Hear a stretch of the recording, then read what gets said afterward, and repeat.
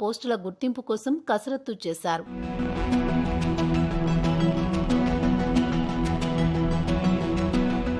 పోస్టులకు సంబంధించి ఐఏఎస్ అధికారి శేషాద్రి నేతృత్వంలోని కమిటీ కసరత్తు చేసింది. అన్నింటి ఆధారంగా ఉద్యోగాల ఖాళీలను ప్రభుత్వం గుర్తించింది. వేతన సవరణ సంఘం నివేదిక ప్రకారం రాష్ట్రంలో 192,800 ఉద్యోగాల ఖాళీలు ఉన్నాయి. అయితే వాటిలో చాలా పోస్టుల స్థానంలో ఒప్పంద, పొరుగు సేవల పద్ధతిలో ఉద్యోగాలు చేస్తున్నారు. దీంతో నికరంగా ఉండే ఖాళీల భర్తీని ప్రభుత్వం చేపట్టనుంది. 1,00,000 ఉద్యోగాలు భర్తీ చేయాలన్న ఆలోచనలో రాష్ట్ర ప్రభుత్వం ఉన్నట్లు సమాచారం. ఖాళీలు, నియామక ప్రక్రియపై ముఖ్యమంత్రి కేసీఆర్ శాసనసభలో ప్రకటన చేయనున్నారు. కొత్త స్థానికత ఆధారంగా ఉద్యోగ నియామకాల్లో 95% స్థానిక రిజర్వేషన్లు అమలు కానున్నాయి. రాష్ట్రపతి నూతన ఉత్తర్వులను అనుగుణంగా కొత్త జోనల్ విధానం ప్రకారం ఉద్యోగుల విభజన, కేటాయింపు ప్రక్రియను పూర్తి చేసింది. దీంతో ఖాళీలకు సంబంధించిన ఖచ్చితమైన వివరాలతో పాటు జిల్లాల వారీగా ఉన్న ఖాళీలకు సంబంధించిన స్పష్టత కూడా వచ్చింది. దీంతో జిల్లాల వారీగా ఉన్న ఖాళీల వివరాలను కూడా అసెంబ్లీ వేదికగా ప్రకటించే అవకాశం ఉంది. సీఎం ప్రకటన నేపథ్యంలో ఇందుకు సంబంధించి ఉన్నతాధికారులు కసరత్తు చేశారు. వనపర్తి పర్యటన నుంచి వచ్చాక ముఖ్యమంత్రి సైతం ఇందుకు సంబంధించి మంత్రి హరీష్ రావు అధికారులతో చర్చించారు.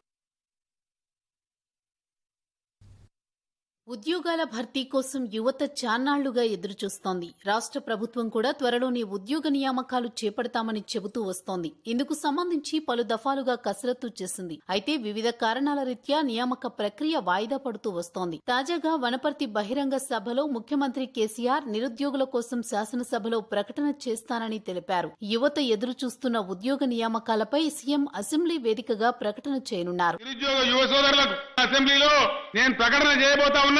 10 గంటలకు అందరూ కూడా టీవీలు చూడండి. ఏ విధమైన తెలంగాణ ఆవిష్కారం అయిందో, ఏం ప్రకటన చేయబోతా ఉన్నామో నిరుద్యోగ సోదరులందరూ 10ంటికి టీవీల దగ్గర చూడాలని చెప్పి నేను కోరుతా ఉన్నా. ముఖ్యమంత్రి చేసిన ఈ ప్రకటనతో ఎన్ని ఉద్యోగ నియామకాలు చేపడతారన్న విషయమై చర్చ ప్రారంభమైంది. శాఖల వారీగా ఖాళీల గుర్తింపు ప్రక్రియ కూడా ఇప్పటికే పూర్తయింది. గతంలో చేసిన కసరత్తు ప్రకారం వివిధ శాఖల్లో 70,000కు పైగా ఖాళీలు గుర్తించారు. పోలీస్, వైద్య, ఆరోగ్య, విద్యా శాఖల్లో ఎక్కువ పోస్టులు తేలాయి. అయితే అవకాశం ఉన్న అన్ని పోస్టులను గుర్తించే దిశగా సర్కార్ కసరత్తు చేసింది. కొత్తగా ఏర్పాటైన మున్సిపాలిటీలకు సరిపడా పోస్టులు, కొత్త మండలాలు తదితరాల్లో కూడా అవసరమైన చోట పోస్టుల గుర్తింపు కోసం కసరత్తు చేశారు.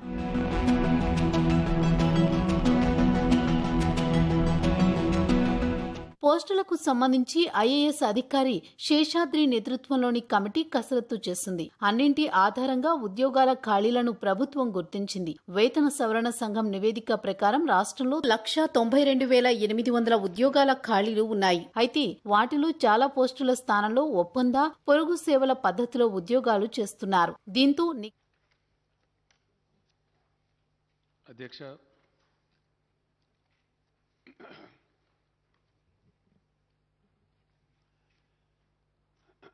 తెలంగాణ రాష్ట్ర ఏర్పాటు అనే అంశం ఏదైతుందో ఈ దేశ చరిత్రలోనే ఒక ప్రత్యేకమైనటువంటి ఘట్టం అధ్యక్ష. ఎందుకంటే తెలంగాణ గతంలో హైదరాబాద్ స్టేట్ రూపంలో కొంతకాలం ఒక దేశంగా, ఆ తర్వాత ఇండియన్ యూనియన్లో విలీనమైన తర్వాత ఒక రాష్ట్రంగా, ఆ తదనంతరం ఆంధ్రప్రదేశ్లో అంతర్భాగంగా ఉండే క్రమంలో నడిచినటువంటి అనేక ప్రత్యేక రాష్ట్ర ఉద్యమాలు, అందులో తమరు కూడా భాగస్వామి అధ్యక్ష. తమరు అప్పుడప్పుడు చర్చ సందర్భంగా చెప్తుంటారు. ఇంజనీరింగ్ విద్యార్థిగా మాసాప్ ట్యాంక్లో ఉంటూ నేను కూడా లాఠీ దెబ్బలు తిన్నా చంద్రశేఖర్ గారు అని చెప్పి నాతో మీరు 2-3 సార్లు తమరే అన్నారు అధ్యక్ష.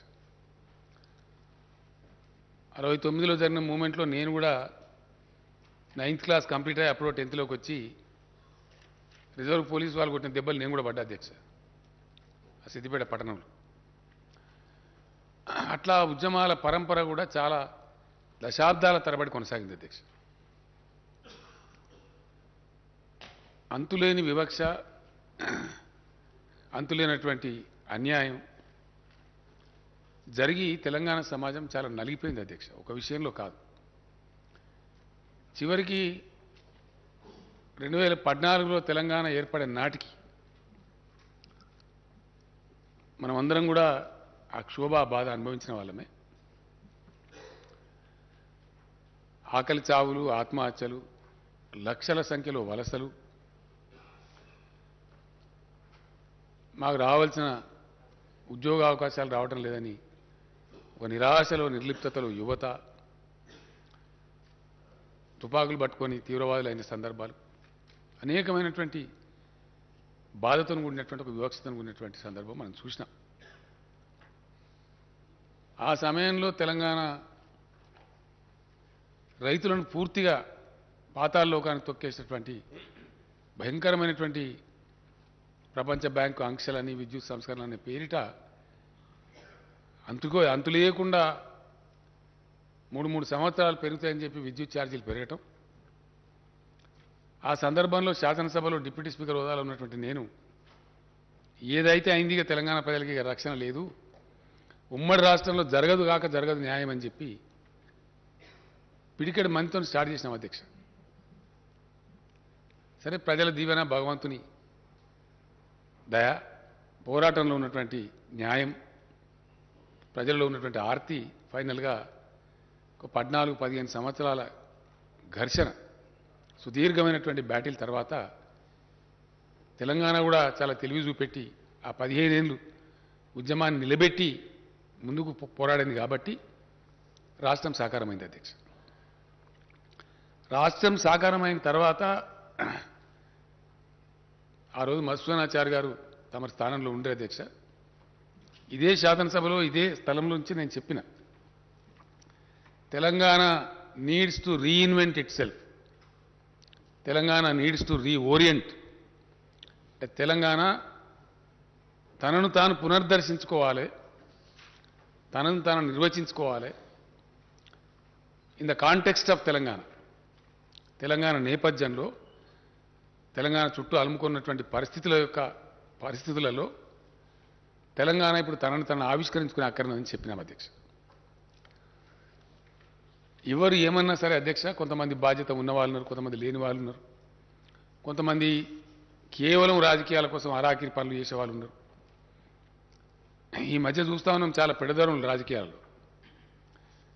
నిన్న కొంతమంది పనికి మాలిన వాళ్ళు తమరి మీద కూడా కామెంట్లు చేసినారు, అవి కూడా చూసినాం. ఇట్లా ఎవరు ఏం చేసినా కూడా నేను చాలా సందర్భాల్లో బయట చెప్పిన అధ్యక్ష, సభలో కూడా చెప్పిన, మళ్ళీ ఒకసారి తమ ద్వారా గౌరవ సభ్యులకు, సభ ద్వారా ప్రజలకు కూడా నేను మనవి చేస్తా ఉన్నా అధ్యక్ష. వేరే పార్టీలకు, వేరే వ్యక్తులకు రాజకీయాలంటే ఒక గేమ్ అధ్యక్ష, కానీ మాకు టీఆర్ఎస్ పార్టీకి రాజకీయాలంటే ఒక టాస్క్, పవిత్రమైన కర్తవ్యం. మేము ఏది తీసుకున్నా అట్లా సీరియస్గా తీసుకుంటాం అధ్యక్ష. ఎందుకంటే ఈ రాష్ట్రం తెచ్చిన వాళ్ళం మేము. ఇలా చాలా పొడుగు, ఎత్తు, అడ్డం మాట్లాడే వాళ్ళందరూ ఆ రోజు ఎక్కడ ఉన్నారో, ఏం చేసినారో ప్రజలకు తెలుసు. మేమేం చేసినామో కూడా ప్రజలకు తెలుసు. పేగులు దిగేదాకా ఈ పక్కన వ్యక్తులు ఇదే శాసనసభలో ఎట్లా కొట్లాడినరో, బయట ఎట్లా కొట్లాడినరో, ఎన్ని లాఠీ దెబ్బలు తిన్నారో, ఎన్ని జైల్లోకి పోయినరో. నిన్న మొన్నటిదాకా అధ్యక్ష, కూడా రైల్వే కేసులు ఎదుర్కొన్నారు మంత్రులు, చాలామంది మినిస్టర్లు. అట్లాంటి పోరాటం చేసి తెచ్చినాం. తెచ్చిన దాన్ని ఎవరో ఏదో చెప్తే, ఇంకోటి మేము చేసే పనిలో మా యొక్క ఏకాగ్రతను దెబ్బతీసే డిట్రాక్టర్స్ వ్యక్తిగతంగా నన్ను కూడా నిందించారు అధ్యక్ష. సరే, చిల్లరగాలను వదిలిపెట్టినాం, ఏనుగు పోతే చిన్నవి అరుస్తూ ఉంటాయని వదిలిపెట్టినాం. మాకేం చేతగా కాదు, లేకపోతే మాకు సభ్యులు లేక కాదు, లేక శక్తి లేక కాదు. మా ఏకాగ్రత దెబ్బతినకూడదు కాబట్టి, మా లక్ష్యం తెలంగాణ ప్రజలు ఫెయిల్ కావద్దు కాబట్టి, ప్రజలు వాళ్ళ గుండె కోసి మా చేతిలో పెట్టినారు కాబట్టి, బాధ్యతగా ఈ రాష్ట్రాన్ని తీసుకొని పోవాలి కాబట్టి పోతా ఉన్నాం. అందులో మేము సఫలీకృతమైన అధ్యక్ష. ఉద్యమం జరిగిన సందర్భంలో ప్రధానమైనటువంటిది ఏంటంటే నీళ్లు, నిధులు, నియామకాలు. ఆ రోజు ఇంకా చాలా ఉన్నాయి, కానీ అస్తిత్వం ఉంది, సంస్కృతి ఉంది, భాష పరిరక్షణ ఉంది, అవన్నీ కూడా ఉన్నాయి. వాటితో పాటు ప్రధానమైనది ఏంటంటే మనిషికి నీళ్లు, నిధులు, ఈ 3 కూడా ముఖ్యమైన నియామకాలు, ఉద్యోగాలు. తెలంగాణ ఉద్యోగం తెలంగాణకు రాదు, తెలంగాణ నీళ్లు తెలంగాణకు దక్కాయి, తెలంగాణ నిధులు మొత్తం తరలిపోతాయి.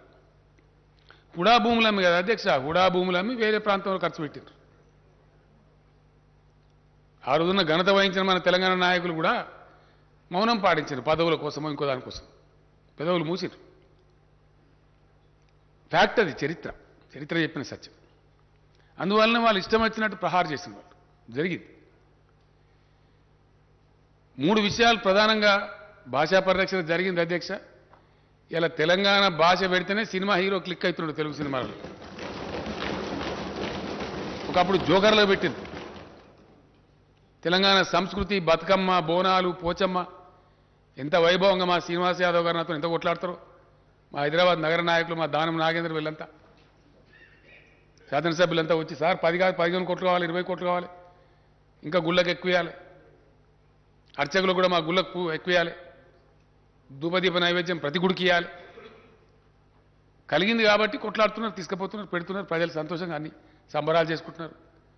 అంటే తెలంగాణ భాష, సంస్కృతి, తెలంగాణ వైభవం, తెలంగాణ పండగలు ఎక్కడిది అధ్యక్ష అడిగితే మాట్లాడే దిక్కు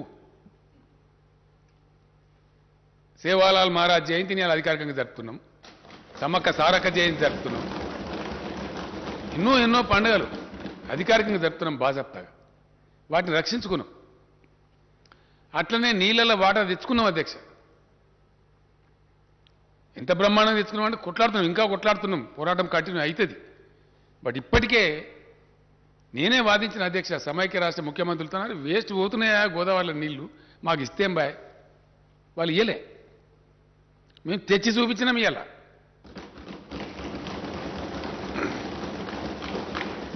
తమరే వచ్చిన అధ్యక్ష, తమరి ఆధ్వర్యంలోనే తమరి చేతోనే అచ్చంగా ఏప్రిల్ 24, 25 నాకు తెలియదు, హరీష్ రావు వీళ్ళంతా తీసుకెళ్ళి అక్కడ మెదక్లో నిజాం సాగర్ నింపినాం అధ్యక్ష. గత సంవత్సరం మనం హల్దీవాగులకు పంపించి బ్రహ్మాండంగా ఆ నుంచి మంజీలకు పంపించి నిజాం సాగర్ నింపినాం ఏప్రిల్ మేలో.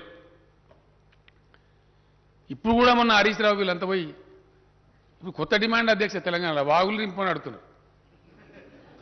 కాలువలు కాదు అధ్యక్ష, వాగులను నిలిచి కూడలి వాగులు ఇడిచి పెట్టాలి, హల్దీ వాగులు ఇడిచి పెట్టాలి, మంజీలలో ఇడిచి పెట్టాలి.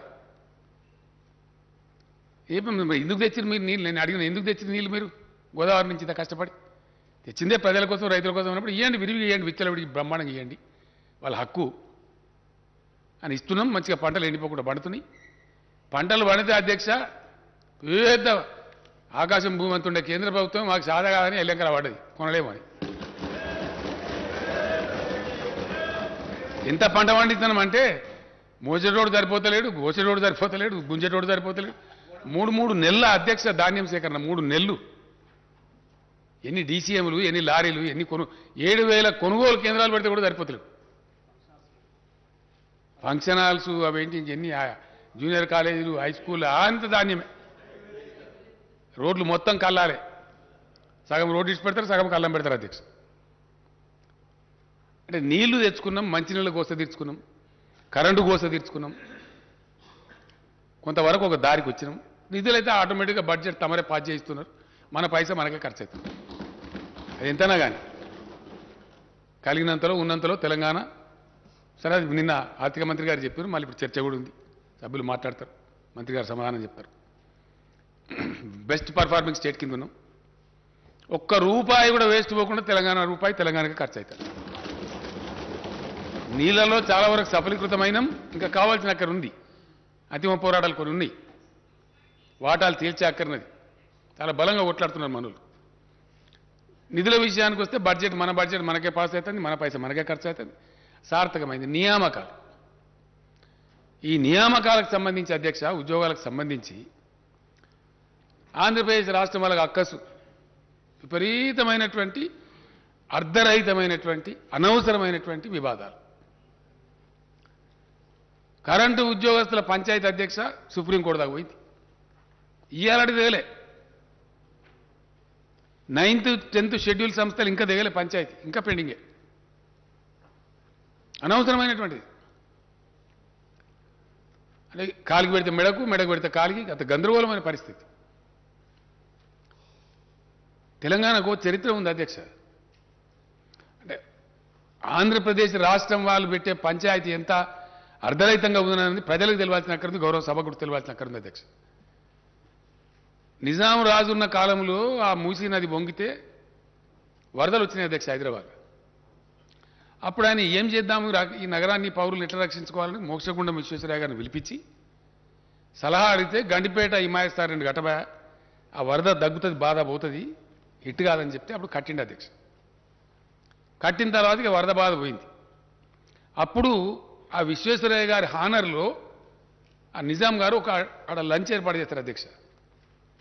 ఇక్కడ ఇప్పుడు మన అగ్రికల్చర్ యూనివర్సిటీ ఉన్న కాడ ఆ చెరువు కాడ దగ్గర కొబ్బరికాయను అది కొట్టి దాన్ని స్టార్ట్ చేసి వచ్చి అక్కడ లంచ్ ఏర్పాటు చేస్తారు. అప్పుడు పెట్టిండ్రు అక్కడ విశ్వేశ్వరయ్య గారు ఉండి, మంచి పని చేసిందండి మీరు రాజుగారు, నిజాం గారు, మీరు ఇంకో రెండు మంచి పనులు చేయొచ్చు, ఈ నీళ్లు మంచివి, ఈ అనంతగిరి కొండల నుంచి ఓషధుల నుంచి వస్తాయి మంచి నీళ్ళు, అవి చాలా తాగితే కూడా పెయ్యి కూడా మంచిదే ఆరోగ్యాలకు, కాబట్టి హైదరాబాద్ డ్రింకింగ్ వాటర్ కోసం కూడా మీరు వాడుకోవచ్చు, అట్లాగే మంచి వ్యవసాయ పరిశోధన కేంద్రం పెట్టి కూడా వ్యవసాయం గురించి కూడా మీరు చేయొచ్చు అని చెప్తే అప్పుడు అప్పటికప్పుడే ఎక్కడైతే కూర్చొని భోంచేస్తున్నారో अब दूसरे जगह को यहीं मुकर्रर करो, यहीं कायम करो అని ఫర్మాన్ ఇష్యూ చేసి 5,000 ఎకరాలు ఇచ్చి అగ్రికల్చర్ కాలేజ్ పెట్టారు అధ్యక్ష. ఉస్మానియా యూనివర్సిటీలో అంతర్భాగంగా అగ్రికల్చర్ కాలేజ్ పెట్టారు. ఇది హిస్టరీ. దానిలో మాకు వాటా కావాలని అడుగుతారు ఇప్పుడు ఆంధ్ర రాష్ట్రం వాళ్ళు. ఎవరు చెప్పాలి వాళ్ళకి అధ్యక్ష? అంటే వాళ్ళు పెట్టే పంచాయతీ ఎంత అర్ధరహితంగా గప్పటి ప్రాపర్టీ, దానిలో మా వాటా వస్తుంది అంటారు వాళ్ళు. అట్లనే ఆర్టీసీ హాస్పిటల్ ఉంటుంది అధ్యక్ష ఒకటి, వాళ్ళకి దగ్గర ఉండాలి అర్ధిక్ అని చెప్పి ఏం చేశారంటే ఉస్మానియా యూనివర్సిటీలో కొద్దిగా భూమి తీసుకొని దానిలో పెట్టింది అప్పటికప్పుడు. అది ఇప్పుడు కూడా యూనివర్సిటీ భూమే, తారనాకల ఈ భూమిలో పెట్టిండ్రు. అది సరే మన కార్మికులు మనకు కావాలి కదా, ఓ బందుకో మూలకు తీసుకొని పెట్టిండ్రు.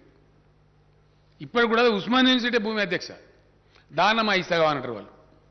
అర్థం ఉంటుంది దీనికి. అరే ఈ భూములన్నిటికీ చరిత్ర ఉంది, తెలంగాణ ప్రాపర్టీస్ అవి. ఈ పరిస్థితి అంటే కూడా వాళ్ళు వినకుండా కాలుకి పెడితే మెడకు పెడితే కాలుకి పెట్టి పంచాయతీ తెగనియ. ఉద్యోగస్తుల అధ్యక్ష ఇయ్యాలటికి అధ్యక్ష ఇప్పుడు రైట్ నౌ మన చీఫ్ సెక్రటరీ గారితో సహా ఒక 14 మంది ఐఏఎస్ ఆఫీసర్లు ఇంకా క్యాట్కు పోయి, కోర్టుకు పోయి, ఈడికి పోయి, ఆడికి పోయి వాళ్ళని ఇటు కాకుండా అటు కాకుండా బతకకుండా పంచాయతీ. ఇక మనకున్న మహత్తరమైన కేంద్ర ప్రభుత్వం, చాలా గొప్ప ప్రభుత్వం ఉంది మనకు, మన కర్మానికి. ఎన్నిసార్లు పోయి చెప్తే మా అధ్యక్ష విమానం ఖర్చులు పెట్టి సస్తమే చేయరు పరిష్కారం. ఆర్బిట్రేట్ చేసి వాళ్ళ బాధ్యత, ఇట్ ఇస్ దేర్ డ్యూటీ, పరిష్కారం చేయరు. ఆర్డర్ టు సర్వ్ అని ఆర్డర్ ఇచ్చారు అధ్యక్ష. ఎంత అనిచ్చిందంటే రాష్ట్రం ఏర్పడ్డ కొత్తలో అనుభవించినాం కాబట్టి మాకు తెలుసు ఆ బాధ. ఆర్డర్ టు సర్వ్ అని వర్క్ ఇచ్చిన ఐఏఎస్ అధికారి, ఐపీఎస్ అధికారి, వేరే అధికారులు मैं यहाँ रहता हूँ कि आंध्रा जाता हूँ, आंध्रा रहता हूँ कि तेलंगाना आता हूँ, समझ में ही नहीं आता. అట్లా ఒక 6 నెలలు. ఆ తర్వాత వాళ్ళు residuary state, Andhra being the residuary state, seniority वो लोग फाइनल करना, ఆర్డీఓ సీనియారిటీ ఫైనల్ చేయరు, డిఎస్పీ సీనియారిటీ ఫైనల్ చేయరు. ఆ లింకు పాతది. 1000 అధ్యక్ష, దాదాపు 942 ఎన్నో సూపర్ న్యూమరీ పోస్టులు వేయాల్సి వచ్చింది. ఇదంతా కూడా జరిగినటువంటి తతంగం. దీనిలో అధ్యక్ష గతంలో ముల్కీ రూల్స్ ఉండే తెలంగాణ 1919లో తెలంగాణ ప్రజలు ఉద్యమిస్తే అప్పుడున్న నిజాం రాజు ఇచ్చినటువంటి హక్కు అది. ఆంధ్రప్రదేశ్ ఏర్పడేప్పుడు జెంటిల్మెన్ అగ్రిమెంట్ అని పెట్టి దాన్ని కంటిన్యూ ఉంటుందని చెప్పారు. తర్వాత దాన్ని ఫ్లౌట్ చేశారు. సుప్రీంకోర్టు జడ్జిమెంట్ ఇచ్చింది అధ్యక్ష, దాన్ని కూడా కాలరాసి పరిస్థితి రాజ్యాంగ సవరణ చేశారు. వెరిసి మొత్తం అన్యాయం జరిగింది. ఆ తదనంతరం జరిగిన దానిలో ముల్కీ రూల్స్ను మించినటువంటి స్పిరిట్ ఇంప్లిమెంట్ కావాలి తెలంగాణకు నిజంగా న్యాయం జరగాలంటే. అంత గొప్పగా పోవాలి. ఈ తతంగం అంతా జరిగి రాష్ట్రము అలా గెలవడము, ఉద్యమాలు జరగడం, ఆ ఉద్యమాలు అయిపోయి మళ్ళీ ఇప్పుడు రాష్ట్రం రావడం, ఆ తర్వాత ఏం జరగాలి అధ్యక్ష? మళ్ళా పటిష్టవంతమైనటువంటి రాష్ట్రపతి ఉత్తర్వులు రావాలి, శాశ్వత ప్రయోజనం చేకూరాలి. 1 దినం, 2 దినాలు, 3 దినాలు, ఇవాళ రేపు ఆగమాగం కాదు కదా అధ్యక్ష. అందుకే నేను అన్నా, politics for TRS is a task, not a game. మా దృక్కోణం అట్లా ఉంటుంది, మా దృష్టికోణం అట్లుంటుంది. 2 రోజులు ఆలస్యమైనా దేరాయ దురుస్తాయి అన్నట్టు మంచిగా రావాలి, మంచిగా జరగాలి, పక్కా జరగాలి పని. ఆ కోణంతో పనిచేసినాం మేము. చేస్తూ కూడా ఏం చేసినాం, ఆంధ్ర వివాదం పరిష్కరించకున్నా మేము దాదాపుగా 1,12,000 కొత్త పోస్టులు మంజూరు చేసి 1,56,000 ఉద్యోగాలు నోటిఫై చేసినాం అధ్యక్ష. అందులో 1,33,942 ఉద్యోగాలు భర్తీ అయినాయి. మిగిలిన 22,000 చిల్లర ఉద్యోగాలు ప్రాసెస్ నడుస్తూ ఉంది. అది జరుగుతుంది. అంటే అప్పుడు ఇచ్చినటువంటి 1,56,000 ఉద్యోగాల నోటిఫికేషన్ ఒకటి అధ్యక్ష. ఆ తదనంతరం రాష్ట్రపతి ఉత్తర్వులు తీసుకురావడానికి పోతే మేము అడిగినాం, మేము ఎవరితోనైతే విడిపోయినామో, ఎవరితోనైతే వేరుబడి రాష్ట్రమైనామో, మాకు రేపు ప్రమాదం కూడా వాళ్ళతోనే ఉంటుంది కాబట్టి ఆ రక్షణ మాకు కావాలి. కాబట్టి మాకు మరాఠాలతోనో కర్ణాటకలతోనో కాదా బాబు, మా భాష వాళ్ళ భాష ఒకటే కాబట్టి మాకు ప్రమాదం ఉంటుంది. కాబట్టి ఖచ్చితంగా మాకు రక్షణ కావాలని చెప్పి రూల్స్ అన్ని తయారు చేసి ప్రెసిడెన్షియల్ ఆర్డర్, కొత్త రాష్ట్రపతి ఉత్తర్వులు సవరణ చేసి క్యాబినెట్ ఆమోదం చేసి పంపినాం. దానివల్ల పెండింగ్ పెట్టారు అధ్యక్ష కేంద్రంలో సుమారు ఒక ఏడాది.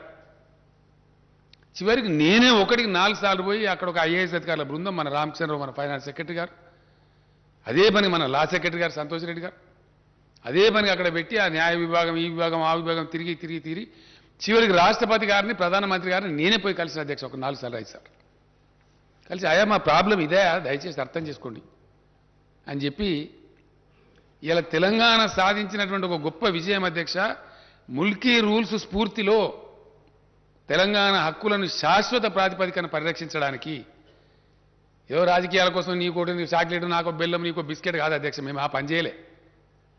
శాశ్వత ప్రాతిపదికన తెలంగాణ యువతకు వాళ్ళ ఉద్యోగాలు వాళ్ళకే దక్కేటట్టు 95% లోకల్ కోటాతో రాష్ట్రపతి ఉత్తర్వులు తెచ్చాం అధ్యక్ష.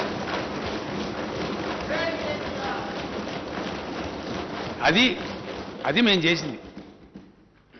4 రోజులు ఆలస్యమైతే అయింది, కానీ శాశ్వతంగా ఈ కారణం నుంచి ఏ ఉద్యోగం వచ్చినా 95% ఎక్కడి నుంచి అధ్యక్ష? గతంలో స్టేట్ లెవెల్ పోస్టులను పెట్టి మొత్తం కొట్టేశారు. ఇలా అటెండర్ పోస్టు నుంచి ఆర్డీఓ పోస్టు దాకా 95% లోకల్స్కే వస్తుంది. Only 5% non local. ఆ 5%లో కూడా మళ్ళీ 3%, 4%, 2% మనకే వస్తుంది అధ్యక్ష ఓపెన్ కోటాలో. గతంలో ఏం చేసింది మోసం అంటే 20% నాన్ లోకల్ కోటా అని పెట్టారు అధ్యక్ష. అసలు నాన్ లోకల్ కోటా లేదు. నాన్ లోకల్ కోటా అని దాన్ని లోకల్స్కి అవకాశం ఇవ్వకుండా తెలంగాణ ఉద్యోగాలు కొట్టేసింది. రెసిడెన్షియల్ స్కూళ్ళు వగైరా ఇవన్నిటినీ అవి సొసైటీలని పేరు పెట్టి సొసైటీకి రాష్ట్రపతి ఉత్తర్వులు వర్తించవని అట్లా కూడా మోసం చేశారు. అన్ని కొట్టిపడేసాం అధ్యక్ష. ఒక్క సెక్రటేరియట్కి, ఎందుకంటే సెక్రటేరియట్కు వివిధ సర్వీసుల నుంచి, వివిధ ఫీడర్ల నుంచి మన తెలంగాణ ఉద్యోగుల్ని తీసుకుంటారు కాబట్టి అది ఒక్క బాడీ చిన్న తప్ప మిగతా అన్నీ కూడా 95% లోకల్ అధ్యక్ష. Only 5% open quota, not non local. అందులో మన లోకల్స్ కంప్లీట్ చేయొచ్చు. అట్లా ఇంచుమించుగా 97, 98%, 99% కలిసి అయితే 100% మన పిల్లలకే ఉద్యోగాలు వచ్చేటట్టు ఏర్పాట్లు చేసినాం. ఈ ఆంధ్ర పెట్టే పంచాయతీ దిగడానికి నిన్న మొన్న దాకా తెగలేదు అధ్యక్ష. గత సంవత్సరం డిసెంబర్ కొద్ది రోజుల ముందు చివరికి ఆ 400-500 పోస్టులు పోలీసులు, డిఎస్పీలు అయ్యి, ఆర్డీఓలు అవన్నీ సూపర్ న్యూమరీ ఇచ్చిన తర్వాత ఆ సీనియార్ల పంచాయతీ కూడా తెగి వాళ్ళకి మనకు గవర్నమెంట్ ఉద్యోగస్తుల కాడికి అయింది. అయిన తర్వాత ఉత్తర్వులు, రాష్ట్రపతి ఉత్తర్వులు తీసుకొచ్చి వాటిని జారీ చేసి డిసెంబర్లో జీవోలు ఇచ్చినాం ఉద్యోగులను. ఎందుకంటే ఎప్పుడు తేలితే అధ్యక్ష ఖాళీలు కంప్లీట్గా పూర్తిస్థాయి అవగాహన ఖాళీల మీద రావాలంటే, రాష్ట్రపతి ఉత్తర్వులు కంప్లీట్ అమలు కావాలంటే ఎప్పుడు పాసిబుల్ అవుతుంది? ఉన్న ఉద్యోగస్తులు డివైడ్ కావాలి. కొత్త జోన్ల ప్రకారం, కొత్త డివిజన్ల ప్రకారం, కొత్త జిల్లాల ప్రకారం. జిల్లా క్యాడర్ జిల్లాకు, జోనల్ క్యాడర్ జోనాలకు, మల్టీ జోనల్ అంటే స్టేట్ లెవెల్ పోస్ట్ మేము మల్టీ జోనల్ అంటున్నాం, మల్టీ జోనల్కు అలాట్మెంట్ చేసినారు. దాని మీద ఇష్యూ చేసిందే 317. ఇది అర్థం కాక అదేందో మేము ఉద్యోగుల వ్యతిరేకం పోయినామన్నట్టు కొంతమంది కొన్ని పార్టీలు అది ఏం తోకదలో తల తెలియదు, బాధ్యత లేదు, నెత్తి లేదు, కత్తి లేదు, రోడ్ల మీద వాడి వీరంగాలు. సరే న్యాయస్థానాలకు పోయినారు, ఏదేది చేస్తారో అవన్నీ చేస్తారు. అప్పుడు మేము కఠినంగా దాన్ని ఇంప్లిమెంట్ చేసినాం.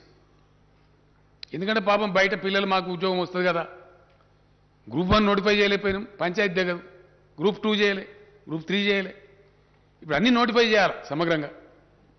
కాబట్టి వేచి ఉన్నాం. మొన్న డిసెంబర్లో అలాట్మెంట్ చేసిన తర్వాత ఎక్కడో అక్కడ సర్దుకున్నారు. సరే ఫైనల్గా సార్ మాకు మ్యూచువల్ అవకాశం ఏంటంటే సార్ అది కూడా ఇచ్చిండ్రు. అది చీఫ్ సెక్రటరీ గారే స్వయంగా చూస్తున్నారు. వాళ్ళు అడిగిన కదా సరే వాళ్ళు ఇష్టం ఉంటే పెట్టుకొని మనకు పోయేది ఏముందని ఇచ్చినాం. అయిపోయినాయి. ప్రమోషన్లు కూడా ఆల్మోస్ట్ అందరికి ఇచ్చేసినాం. ఒక టీచర్ల లేదా ఉందని చెప్పారు, అది కూడా నిన్న నేను చీఫ్ సెక్రటరీ గారికి ఆదేశం ఇచ్చిన ఇమీడియట్ కంప్లీట్ చేయమని చెప్పి అయిపోయింది. ఫైనల్గా అధ్యక్ష, ఒక రాష్ట్రం కానీ ఒక దేశం కానీ ప్రగతి పథంలో అద్భుతాలు ఆవిష్కరించాలి, గొప్ప ఫలితాలు రాబట్టానంటే ప్రజాప్రతినిధులుగా ఉన్నటువంటి మనం కానీ, పొలిటికల్ బ్యూరోక్రసీ కానీ, అఫిషియల్ బ్యూరోక్రసీ కానీ సంతోషంగా ప్రేమతోని హ్యాండ్ ఇన్ హ్యాండ్ పనిచేయాలి, ప్రేమ భావకంతో పనిచేయాలి, చాలా గొప్పగా పనిచేయాలి. కాబట్టి వాళ్ళు కూడా మంచి సంతోషపూర్వకంగా ఉల్లాసంగా పనిచేస్తే చాలా మంచి ఫలితాలు వస్తాయి. ఆ ఫలితాలు మేము రాబట్టినాం అధ్యక్ష తెలంగాణలో. Yes definitely we are a better administrating state, we are a better performing state. అందుకోసం రిజల్ట్స్ వచ్చినాయి 100%. వాటిగానే పెరుగుతుంది అధ్యక్ష. జిఎస్డిపి నోట్ల మాట ఎందుకో మహారాష్ట్ర పెరుగుతలేదు, ఇంకో పెద్ద డంబాచారం కూడా గుజరాత్ ఎందుకో పెరుగుతలేదు. ఎప్పుడో సెటిల్డ్ స్టేట్స్ అధ్యక్ష అవన్నీ. ఇలా తమిళనాడు, కర్ణాటక, మహారాష్ట్ర, గుజరాత్ గొప్ప manufacturing states, highly settled states, 50, 60, 70 ఏళ్ళుగా రాష్ట్రాలుగా జీవిక కొనసాగిస్తున్న రాష్ట్రాలు. వాటన్నిటిని తోసిరాజని తలదని ఇలా Telangana number 1 per capital GSDP. Yes, ఇప్పుడు ఏదో ఆశామాచిగా రోడ్ల మీద మస్తుగా మాట్లాడదు అధ్యక్ష, దానికేమున్నది? ప్లాట్ఫామ్ స్పీచ్లు మేము కూడా కొట్టగలుగుతాం మస్తుగా. ఇది వాస్తవం కాదా? ఇన్ని మేము ఆంధ్ర సృష్టించే అర్ధరహితమైన వివాదాలు ఎదుర్కొంటూ నిష్క్రియాపరంగా వ్యవహరిస్తున్నటువంటి కేంద్ర ప్రభుత్వ నిర్లక్ష్య వైఖరి, తెలంగాణ వ్యతిరేక వైఖరిని కూడా భరిస్తూ ఇవన్నీ సాధించినాం అధ్యక్ష. ఎస్ డెఫినెట్గా సాధించినాం పాజిటివ్గా. ఇలా లోన్లీ స్టేట్ అధ్యక్ష, ఒకటే ఒక్క రాష్ట్రం తెలంగాణలో, ఏకైక రాష్ట్రం 24 గంటలు అన్ని రంగాలకు గంట బజాయించి క్లీన్ పవర్ ఇచ్చే రాష్ట్రం తెలంగాణ కాదా అధ్యక్ష? పెద్ద పెద్ద నోరు పెట్టుకొని మాట్లాడతారు చాలామంది. రమ్మని ఏ రాష్ట్రం ఇస్తారు, రమ్మని మాట్లాడదాం. ఇండియాలో ఒక్క తెలంగాణ తప్ప ఉన్నదా ఇంకో రాష్ట్రం? ఇది మా ఘనత కాదా? దీన్ని ఒప్పుకునే సంస్కారం ఉండద్దా అధ్యక్ష? ఇట్లా చేసుకుంటూ వచ్చి ఉద్యోగస్తులది కూడా ఇప్పుడు కూడా తెగలే అధ్యక్ష. ఇంకా పంచాయతీ ప్రభుత్వ ఉద్యోగుల కాడికి తెగింది 9th షెడ్యూల్ 10th షెడ్యూల్ ఇంకా తెగలే. అది తెగితే ఆడో 20-30 వేలు వస్తాయి పాపం పిల్లలకు. తెగలేదని మేము ఊకోలేదు అధ్యక్ష. కరెంటు ఉద్యోగస్తులది విపరీతమైన పేచీలు పెట్టి పంచాయతీ పెడితే కూడా గత పాలకులు, సమైక్య పాలకులు ఒక పెద్ద ఘోరమైన అన్యాయం చేసిండ్రు ఎలక్ట్రిసిటీ డిపార్ట్మెంట్లో పనిచేసిన పిల్లలకు. సబ్ స్టేషన్ల కాడ పెట్టి వాళ్ళని అర్ధాకలతో చంపి నాశనం పట్టించారు వాళ్ళని. అట్లాంటి వాళ్ళకి ఎంతమందికి అధ్యక్ష మేము 22,722 మంది పిల్లలను ఎలక్ట్రిసిటీలో రెగ్యులరైజ్ చేసినాం మేము. వాళ్ళ కడుపు నుండి అన్నం పెడతా ఉన్నాం. అట్లా మేము ఊరుకోలే. 1.5 లక్ష పోస్టులు 1,55,000 నోటిఫై చేసినాం, 1,33,000 రిక్రూట్ చేసినాం, ఇంకో 20,000 ప్రాసెస్ జరుగుతూ ఉంది. అటు కరెంటు వాళ్ళ పిల్లలు ఉద్యోగస్తులను చేసినాం.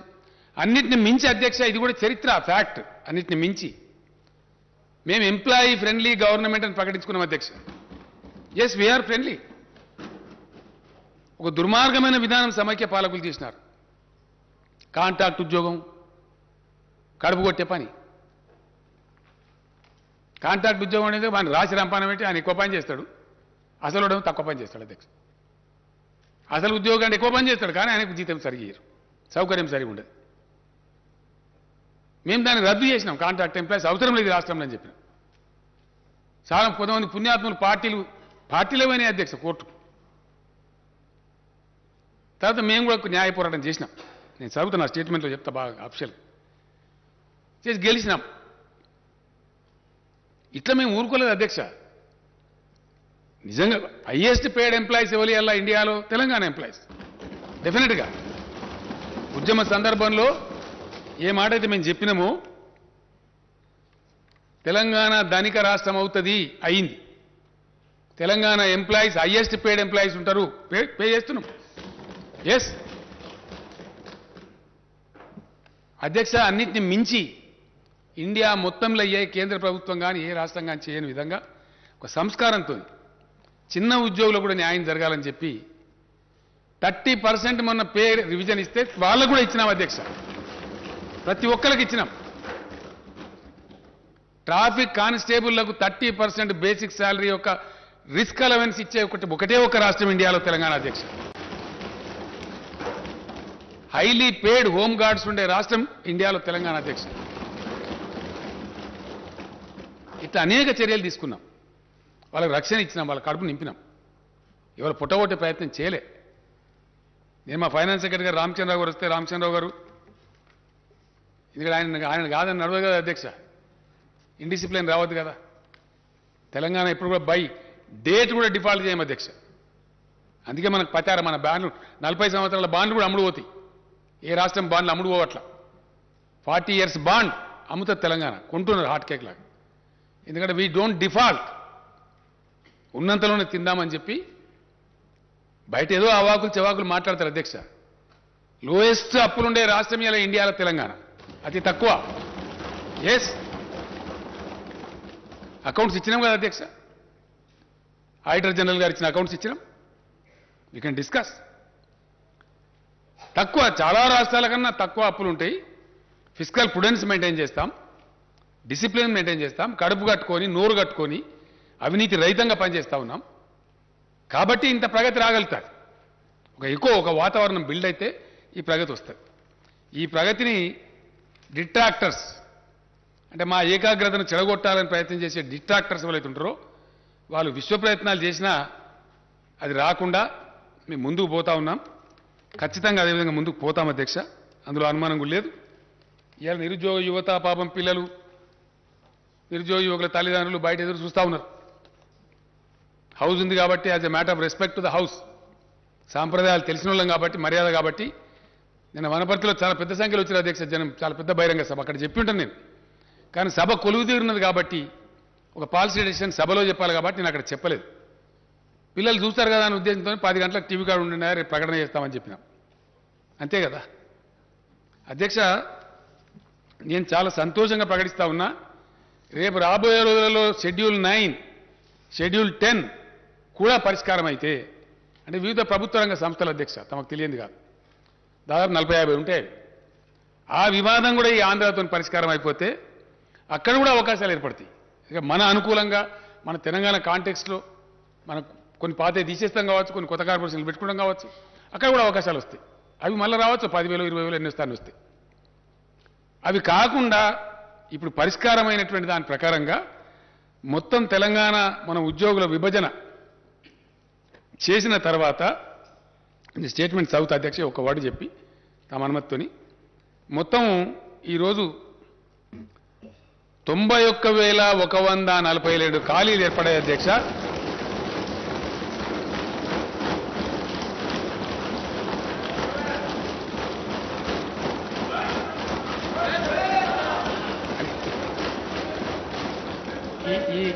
ఈ 91,142 ఉద్యోగాలకు ఈ రోజు నుంచే మొత్తం నోటిఫై చేసేస్తారు అధ్యక్ష,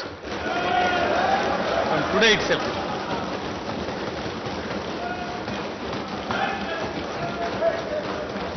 ఇందులో అధ్యక్ష,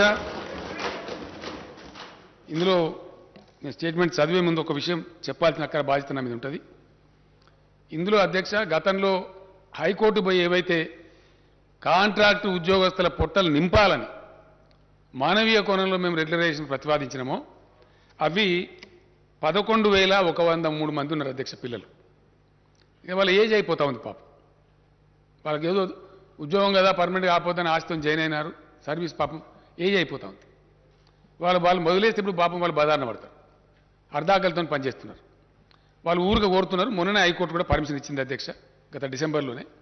ఈ వివాదం అయిపోతే చేద్దాం అనుకున్నాం. ఈరోజు నేను అధికారికంగా ప్రకటిస్తా ఉన్నా. ఇందులో 11,103 కాంట్రాక్ట్ ఉద్యోగులందరినీ కూడా రెగ్యులరైజ్ చేస్తా ఉన్నాం అధ్యక్ష.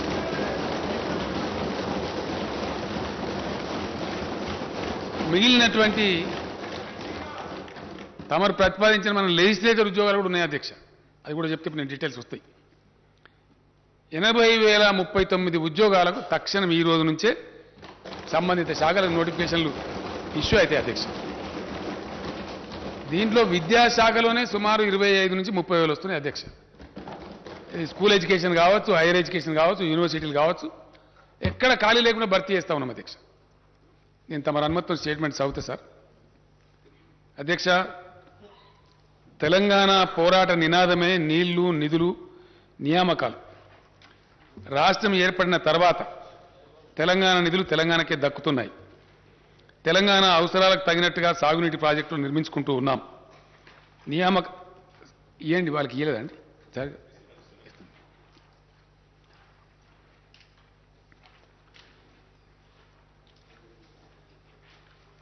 సాగునీటి ప్రాజెక్టులు నిర్మించుకుంటూ ఉన్నాం.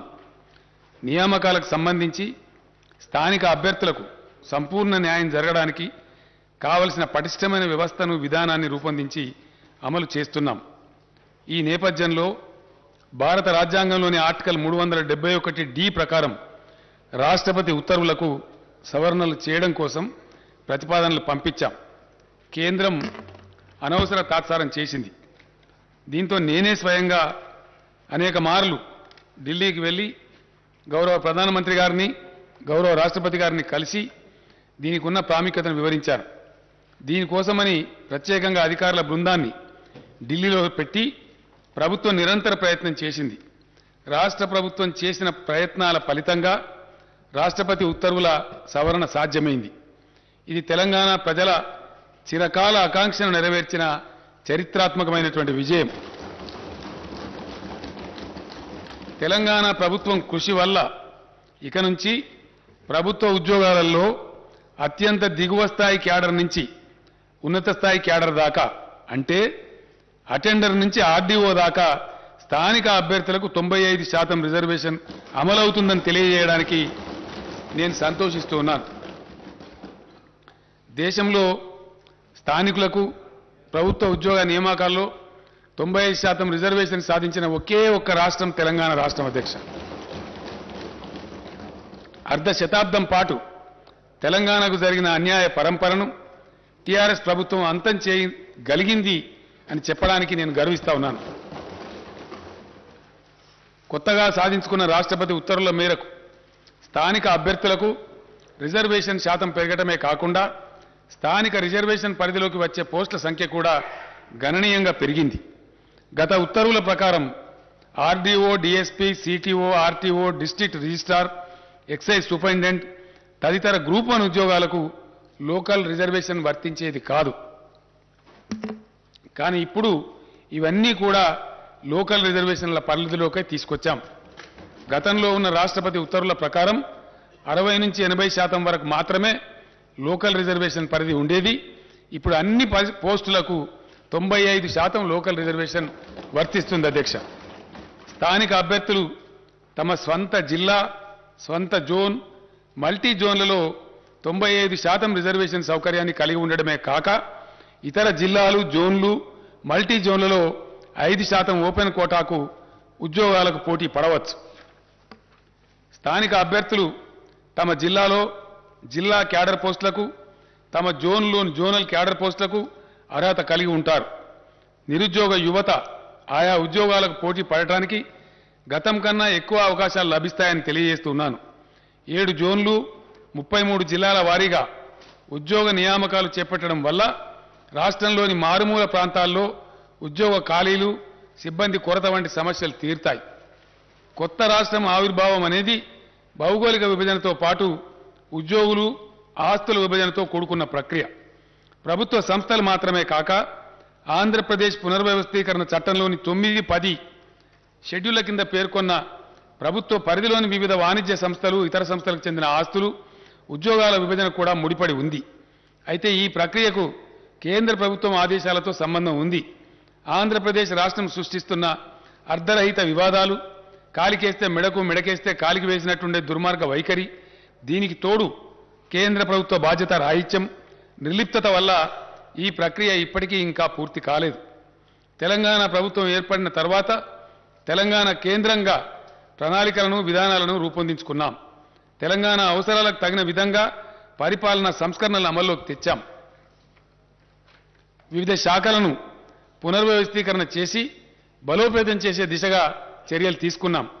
సాగునీరు, వ్యవసాయం, విద్య, వైద్యం, ఆరోగ్యం, గ్రామీణ ప్రాంతాల్లో నీటి సరఫరా, పంచాయతీరాజ్ వంటి కీలకమైన శాఖలను తెలంగాణ దృక్పథంతో కొత్తగా తీర్చిదిద్దుకున్నాం. తెలంగాణ ప్రభుత్వ పరిపాలన సజావుగా సాగడం కోసం అవసరమైన 1,12,307 కొత్త పోస్టులను మంజూరు చేసింది. దీంతో పాటు రాష్ట్రంలో ఖాళీగా ఉన్న పోస్టులను గుర్తించి మొత్తం 1,56,254 పోస్టులు భర్తీ చేయాలని నిర్ణయించి ఇప్పటి వరకు 1,33,942 పోస్టులను భర్తీ చేసింది. మిగిలిన పోస్టుల భర్తీ ప్రక్రియ కొనసాగుతూ ఉన్నది. కొత్తగా ఏర్పడిన మల్టీ జోన్ల వివరాలు ఈ కింది విధంగా ఉన్నాయి. జోన్ 1 కాళేశ్వరం జోన్ అధ్యక్ష, ఆసిఫాబాద్, అంటే ఇందులో ఉన్న జిల్లాల పేర్లు నేను చెప్తా ఉన్నా అధ్యక్ష. ఆసిఫాబాద్, కుమ్రం భీం, మంచిర్యాల, పెద్దపల్లి, జయశంకర్, భూపాలపల్లి, ములుగు జిల్లాలు జోన్ కాళేశ్వరంలో జోన్ 1లో ఉన్నాయి అధ్యక్ష. బాసర జోన్, జోన్ 2, ఆదిలాబాద్, నిర్మల్, నిజామాబాద్, జగిత్యాల జిల్లాలు ఈ బాసర జోన్లో ఉన్నాయి అధ్యక్ష. అదేవిధంగా వేములవాడ రాజన్న జోన్, కరీంనగర్, రాజన్న సిరిసిల్ల, సిద్దిపేట, మెదక్, కామారెడ్డి జిల్లాలు రాజన్న జోన్లో ఉన్నాయి అధ్యక్ష. భద్రాద్రి జోన్, కొత్తగూడెం, భద్రాద్రి, ఖమ్మం, మహబూబాబాద్, వరంగల్, హన్మకొండ జిల్లాలు ఈ భద్రాద్రి జోన్లో ఉన్నాయి అధ్యక్ష. అదేవిధంగా జోన్ 5 యాదాద్రి జోన్, సూర్యాపేట, నల్లగొండ, యాదాద్రి భువనగిరి, జనగాం జిల్లాలు యాదాద్రి జోన్లో ఉన్నాయి అధ్యక్ష. చారిత్రాత్మక చార్మినార్ జోన్, చార్మినార్ జోన్లో మేడ్చల్, మల్కాజిగిరి, హైదరాబాద్, రంగారెడ్డి, సంగారెడ్డి, వికారాబాద్ జిల్లాలు ఇందులో అంతర్భాగంగా ఉన్నాయి అధ్యక్ష. జోన్ 7 జోగులాంబ జోన్, మహబూబ్ నగర్, నారాయణపేట, జోగులాంబ, గద్వాల, వనపర్తి, నాగర్ కర్నూలు జిల్లాలు జోన్ 7లో ఉన్నాయి అధ్యక్ష. రాష్ట్ర ప్రభుత్వం ప్రతిపాదించిన సవరణలకు గౌరవ రాష్ట్రపతి గారు ఆమోదం తెలపడంతో 2021లో తుది ఉత్తర్వులు జారీ అయ్యాయి. ఈ ఉత్తర్వులకు అనుగుణంగా స్థానిక క్యాడర్ వ్యవస్థీకరణ ప్రక్రియ గతేడాది ఆగస్టులో పూర్తి అయింది. పలు ఉద్యోగ సంఘాలతో చర్చల తర్వాత ప్రస్తుత ఉద్యోగులను కొత్త స్థానిక క్యాడర్ల కింద కేటాయించే ప్రక్రియను గతేడాది డిసెంబర్లో ప్రభుత్వం పూర్తి చేసింది. దీంతో ప్రతి జిల్లా, జోనల్, మల్టీ జోనల్ కొత్త స్థానిక క్యాడర్లలో నేరుగా భర్తీ చేయాల్సిన ఖాళీల వివరాలపై స్పష్టత వచ్చింది. ఖాళీల భర్తీ గురించి నోటిఫికేషన్లు జారీ చేయడానికి మార్గం సుగమమైంది. ఉమ్మడి రాష్ట్రం నుంచి తెలంగాణకు కాంట్రాక్టు ఉద్యోగులు వారసత్వంగా లభించారు. ప్రభుత్వ రంగంలో ఇంత పెద్ద సంఖ్యలో కాంట్రాక్టు ఉద్యోగులు ఉండటం సబబు కాదని తెలంగాణ ప్రభుత్వం భావించింది. ఈ నేపథ్యంలోనే రాష్ట్రం ఏర్పాటైన కొత్తలోనే 2014 జూన్ 2 నాటికి కాంట్రాక్టు ఉద్యోగులుగా పనిచేస్తున్న వారిని మానవీయ దృక్పథంతో ప్రభుత్వం రెగ్యులర్ చేయాలని నిర్ణయించింది. అయితే కొన్ని రాజకీయ పార్టీలు సంకుచిత మనస్తత్వంతో కోర్టులు కేసులు వేసిన నేపథ్యంలో హైకోర్టు జారీ చేసిన తాత్కాలిక ఉత్తర్వుల కారణంగా ఈ ప్రక్రియ మధ్యలో నిలిచిపోయింది. ప్రభుత్వం పట్టువిడవకుండా న్యాయ పోరాటం చేసింది. ప్రభుత్వ పోరాటం ఫలితంగా గతేడాది డిసెంబర్ 7న సంబంధిత రిట్ పిటిషన్లను కొట్టేస్తూ హైకోర్టు ఆదేశాలను వెలువరించింది. అవరోధాలన్నీ తొలగిపోయిన నేపథ్యంలో కాంట్రాక్టు ఉద్యోగుల సేవలను ప్రభుత్వం క్రమబద్ధీకరిస్తున్నది. అధ్యక్ష, ఇకపై రాష్ట్రంలో కాంట్రాక్టు పద్ధతిలో ఉద్యోగ నియామకాలు ఉండవు అని నేను స్పష్టంగా తెలియజేస్తూ ఉన్నాను. యూనివర్సిటీల్లో 2020 బోధన పోస్టులను, 2774 బోధనేతర పోస్టులను భర్తీ చేయాలని ప్రభుత్వం ప్రతిపాదించింది. దీంతో మొత్తం ప్రత్యక్ష నియామక ఖాళీలు 91,142గా ఉన్నాయని తేలింది. కాంట్రాక్టు ఉద్యోగుల రెగ్యులరైజేషన్ పోగా రాష్ట్రంలో నేరుగా నియామకం చేయాల్సిన ఖాళీల సంఖ్య 80,039గా ఉన్నట్టు తేలింది. ఈ పోస్టుల భర్తీని వెంటనే చేపట్టాలని ప్రభుత్వం నిర్ణయించిందనే శుభవార్తను రాష్ట్ర నిరుద్యోగ యువతకు నేను తెలియజేయడానికి సంతోషిస్తా ఉన్నాను. అధ్యక్ష, ఈ భర్తీ ప్రక్రియ వల్ల ఏటా సుమారు 7,000 కోట్ల రూపాయల అదనపు భారం రాష్ట్ర ఖజానాపై పడుతుంది. అయినా కూడా ప్రభుత్వం ఈ సాహసోపేత నిర్ణయాన్ని తీసుకుందని నేను తెలియజేస్తున్నాను. ఇక నుంచి అధ్యక్ష, ప్రభుత్వ ఉద్యోగంలో ఉండేటువంటి ఖాళీలు, వీటి మీద రకరకాల అపోహలు, ఇష్టం వచ్చిన స్టేట్మెంట్లు, ఎవరు పడితే వాళ్ళు ఇవ్వటం అంతా జరుగుతూ ఉంది. అదంతా కూడా తీసివేసి యువకులకు స్పష్టత ఉండడానికి, టోటల్ ట్రాన్స్పరెన్సీ తేవడానికి కొత్త పాలసీ తెస్తా ఉన్నాం. ఇక నుంచి ఖాళీలను ముందే గుర్తించి ప్రతి సంవత్సరం ఉద్యోగాల భర్తీ క్యాలెండర్ను ప్రకటించి పారదర్శకంగా నియామకాలు చేపట్టాలని ప్రభుత్వం నిర్ణయం తీసుకుంది. ఈ మేరకు అన్ని విభాగాలు తమ వద్ద ప్రతి సంవత్సరం ఏర్పడే ఖాళీల వివరాలను సిద్ధం చేస్తాయి. నోటిఫికేషన్ల జారీ కోసం ఆయా నియామక సంస్థలకు సమాచారం ఇస్తాయి. ఉద్యోగార్థులు అన్ని నియామక పరీక్షల్లో పోటీ పడేందుకు వీలుగా మధ్యలో తగిన వ్యవధి ఇస్తూ నోటిఫికేషన్లు విడుదల చేయాలని ప్రభుత్వం నిర్ణయించింది. పోలీస్ శాఖ వంటి యూనిఫామ్ సర్వీసులు మినహా ఇతర ప్రత్యక్ష నియామకాల్లో గరిష్ట వయోపరిమితిని 10 ఏళ్లకు పెంచాలని ప్రభుత్వం నిర్ణయించింది. దీనివల్ల మరింత మంది ఉద్యోగార్థులకు ప్రభుత్వం అవకాశం కల్పిస్తున్నది.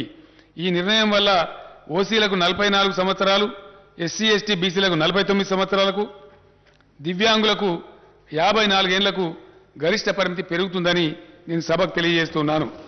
స్థానిక క్యాడర్ విభాగాల వారీగా ఈ పోస్టుల వివరాలు కింది విధంగా ఉన్నాయి.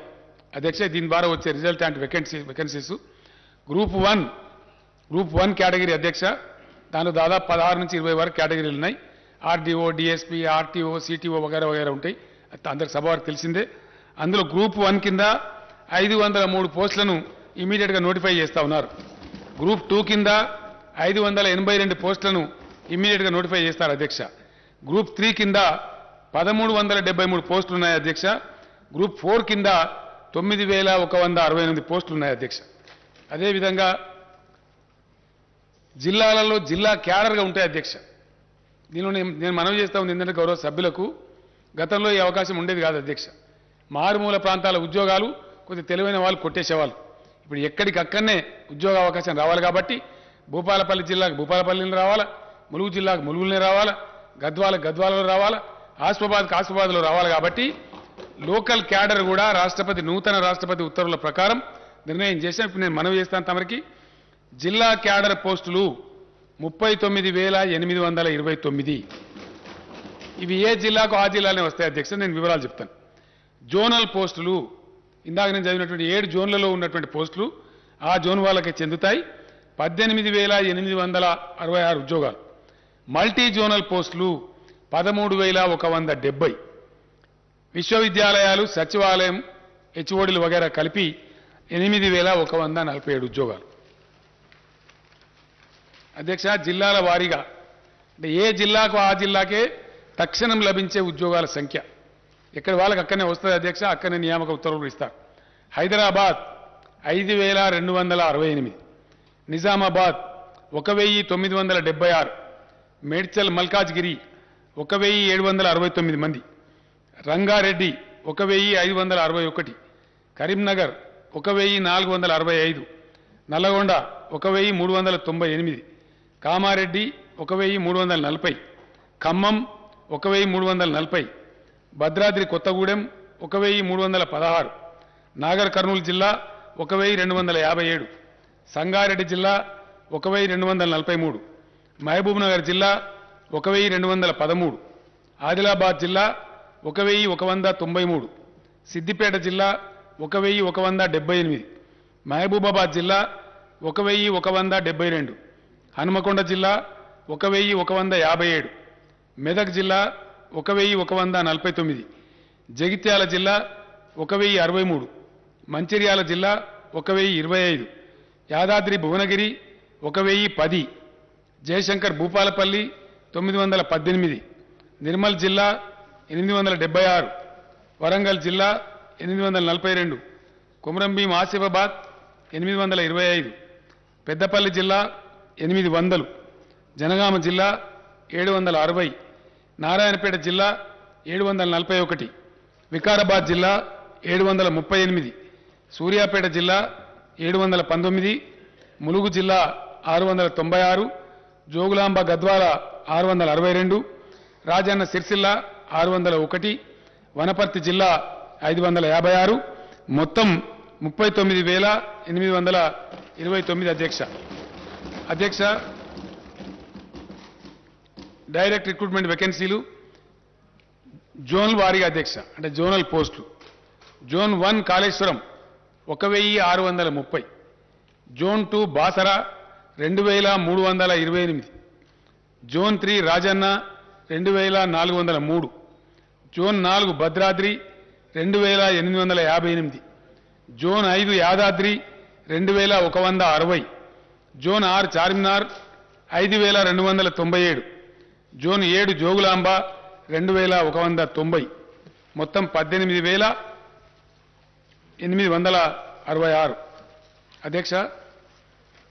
దీంతో పాటు మల్టీ జోనల్ పోస్ట్ ఇందాక నేను మనవి చేసినటువంటి ఆర్డీఓ, డిఎస్పీ వగైరా వగైరా అధ్యక్ష ఒక 15-20 కేటగిరీలు ఉన్నాయి. దాంట్లో సిటీఓ, ఆర్టీఓ ఇవన్నీ కూడా ఉంటాయి. ఎక్సైజ్ సూపరింటెండెంట్, డైరెక్ట్ రిక్రూట్మెంట్ అధ్యక్ష. ఇవి multi zone 1 6,800, multi zone 2 6,370, multi zone మొత్తం కలిపి 13,170. ఈ విధంగా ఈ వేకెన్సీలు కూడా ఇమ్మీడియట్ నోటిఫై చేస్తారు అధ్యక్ష. దీని తర్వాత డిపార్ట్మెంట్ వారీగా నేను మనవి చేస్తా ఉన్నా స్టేట్ వైడ్గా.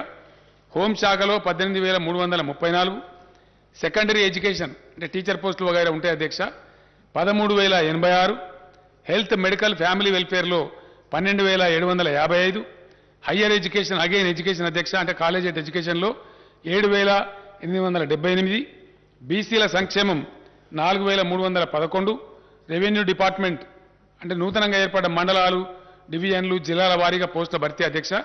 Revenue department 3,560, scheduled caste development department 2,879, irrigation మరియు కమాండ్ ఏరియా డెవలప్మెంట్ 2,692, ట్రైబల్ వెల్ఫేర్లో 2,399, మైనార్టీ వెల్ఫేర్లో 1,825, environment, forest and technology 1,598, Panchayati Raj మరియు రూరల్ డెవలప్మెంట్లో 1,455, లేబర్ మరియు ఎంప్లాయ్మెంట్ 1,221, ఫైనాన్స్ డిపార్ట్మెంట్లో 1,146, మహిళలు పిల్లలు అంటే మహిళా శిశు సంక్షేమం, హ్యాండిక్యాప్డ్ అండ్ సీనియర్ సిటిజన్స్ డిపార్ట్మెంట్లో 895, మున్సిపల్ అడ్మినిస్ట్రేషన్లో 859, అగ్రికల్చర్ మరియు కోఆపరేషన్లో 801, ట్రాన్స్పోర్ట్ రోడ్ బిల్డింగ్స్లో 563, న్యాయశాఖలో 386, ఎనిమల్ హస్బెండరీలో 353, జీఏడీలో 343, ఇండస్ట్రీస్ డిపార్ట్మెంట్లో 233, యూత్ టూరిజంలో 184, ప్లానింగ్ డిపార్ట్మెంట్లో 136, సివిల్ సప్లైస్ డిపార్ట్మెంట్లో 106, లెజిస్లేచర్లో అధ్యక్ష మన శాసనసభలో 25, ఎనర్జీలో అంటే పవర్ డిపార్ట్మెంట్లో 16, మొత్తం కలిపి 80,039 ఉద్యోగాలు వెంటనే తక్షణమే నోటిఫికేషన్లు విడుదల చేసి రిక్రూట్మెంట్ ప్రక్రియ మొదలవుతుందని చెప్పి సభ ద్వారా గౌరవ సభ్యులకు, తమ ద్వారా గౌరవ సభ్యులకు, సభకు, తద్వారా రాష్ట్ర ప్రజానీకానికి తెలియజేస్తున్న అధ్యక్ష. ధన్యవాదాలు తెలియజేస్తాను.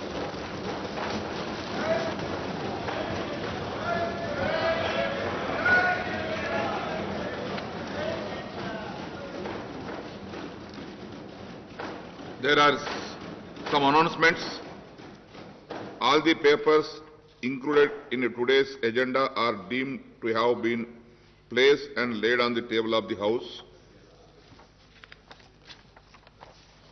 I am to announce to the House that cut motions to the demands for grants for the budget 2022-23 will be received up to 2 p.m. today, the 9th March 2022.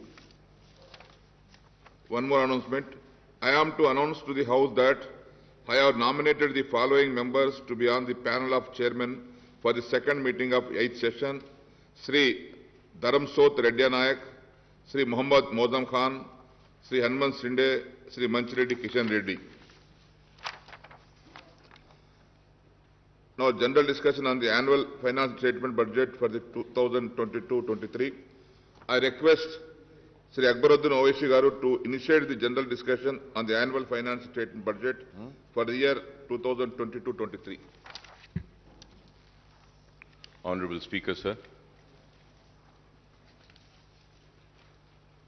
Sir, before I go on the discussion on the budget, state budget for the year 2022 and 2023, I would like to congratulate the Honorable Chief Minister Sahab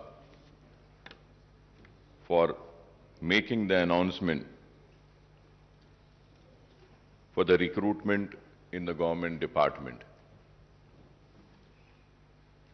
बहुत देर से ये मुतालबा था और आज chief minister साहब ने इस ऐवान के जरिए रियासत की आवाम में एक खुशी की लहर दौड़ा दी कि इतने सारे तकर्रुरात का ऐलान किया, ना सिर्फ वैकेंसीज को फिल करने का ऐलान किया बल्कि उसके साथ साथ ये भी ऐलान किया कि जितने भी जो लोग काम कर रहे थे कॉन्ट्रैक्ट बेसिस पे उनको भी रेगुलर करेंगे और सालाना हर वैकेंसी जब भी आएगी उसको पुर किया जाएगा। ये काबिल मुबारकबाद इक़दाम है जिसके लिए मैं अपनी पार्टी की जानिब से चीफ मिनिस्टर साहब को, रियासती हुकूमत को दिल की गहराइयों से मुबारकबाद देता हूं। Sir, now going ahead with the discussion on the state budget for the year 2022 and 2023. Sir, I congratulate the Finance Minister, Janab Harish Rao Sahab, for presenting the next year budget with a record outlay of 2.57 crores. I also compliment Harish Rao Sahab for making a marathon budget speech for over 2 hours. However, I would like to say that this budget speech is very significant for 2 reasons. He has given a detailed account of the spectacular progress achieved by the Telangana state in the last 7 years since 2014. He has also pointed out clearly that this progress was made without any contribution of the central government and despite some hurdles created by those in power in Delhi. One could imagine what more Telangana state would have achieved if the powers that be in Delhi were responsive to its needs and demands. I don't want to repeat what the Finance Minister Sahab had stated about the discrimination suffered by the Telangana state at the hands of the Delhi rulers. I strongly condemn the discriminatory attitude of the centre against Telangana state. In the recent past, the central government has tried to snatch away the power of the state through several legislation and actions. Even in the next year's union budget, no justice was done to Telangana state. None of our irrigation projects have been given national status, and not a single rupee was sanctioned by the central government for these projects. So right from 2014, when the first Telangana budget was presented in this house, we have been cautioning that the central government is denying its due share to the state in the devolution funds. I have been repeatedly stating this, sir. Sir, we have also been cautioning that the 14th and the 15th Finance Commission have not done justice to the state, which requires special assistance for its faster development. So we have also made it very clear when the demonetization was announced, it was me and my party which has opposed the demonetization. And the demonetization has resulted in derailing the country's economy. The demonetization was responsible for the closure of many small-scale industries. The demonetization was responsible for snatching away the livelihoods of the poorest of the poor people. The demonetization has totally failed, I would say. The derailing of the economy had started from the day when the demonetization had come. We have also, me and myself, stood here in this house and had opposed the GST. And we know that the GST has also been a major cause for derailing the economy, taking responsible for closure of many industries, small-scale industries, taking away the livelihoods of the poor people. So GST had to be discussed more further without a total discussion and taking into account the real reasons as to why the GST was opposed by my party. We have already spoken about it, but I would say that all these are the reasons why the economy of the country was derailed. All our apprehensions have come true, and we have a situation where the state share of divisible pool of central taxes has decreased and the grant in aid also falling steeply. मैं ये भी बात जरूर कहूंगा कि मजलिस इत्तेहाद अल मुस्लिमीन मुसलसल मरकजी हुकूमत की नाकामियों पर रियासती हुकूमत को बार बार मुतवज्जो कराती रही, बार बार आगाह कराती रही और बोलती रही कि आपकी ये खुरबत रियासत के लिए नुकसानदेह साबित होगी। देरी सही, लेकिन आज हम देखते हैं कि रियासती हुकूमत आज मरकजी हुकूमत के इक़दामात के खिलाफ शिद्दत के साथ आज उससे इख्तिलाफ कर रही है और अपनी नाराजगी का इजहार कर रही है। तो आखिर मजलिस इत्तेहाद अल मुस्लिमीन की बात और उसकी पॉलिसी सही साबित हुई कि रियासती हुकूमत से को नुकसान पहुंचा मरकजी हुकूमत की खुरबत के जरिए। Sir, for instance the state share of central taxes has come down from rupees 15.987 crores in 2019 and 20 to rupees 7,589 crores in the first 10 months of the current financial year to 2021-2022 as per the CAG accounts. Similarly, the grant in aid for the center has decreased from 11,598 crores in 2019 and 20 to rupees 7,303 crores in the first 10 months of 2021 and 2022, sir. Hence, the state's share of central taxes and central grants in aid together total rupees 27,587 crores in 2019 and 20. And this has come down to just rupees 14,892 crores in the 10 months of 2021 and 2022, sir. So the direct consequence of lack of adequate central grants and share in divisible pool is that the state has to depend mainly on the borrowings to finance a big chunk of its revenues and capital expenditures. At the same time, GSDP has more than doubled from 4.51 lakh crores in 2013-14 to rupees 11.55 lakh crores in the year 2021-22, sir. Moreover, the state has recorded positive growth in the last 2 years despite the impact of COVID, even as other states had registered negative growth. It is gratifying to note that Telangana's per capita income has risen from rupees 1.24 lakh in 2014 and 15 to rupees 2.79 lakhs in 2021-22, which is significantly higher than the average national per capita income, sir. Coming to the state budget estimates for the next financial year, the finance minister has projected total revenue and expenditure of rupees 2.57 lakhs crores. The revised estimate for the current year is rupees 2.10 lakh crore as against the budget estimate of rupees 2.30 lakh crores, sir. Honorable Speaker, sir, as per the CAG Telangana accounts, at a glance for the current financial year at the end of January 2022, the total receipts are rupees 1.43 lakh crores and total expenditure is rupees 1.37 lakh crores.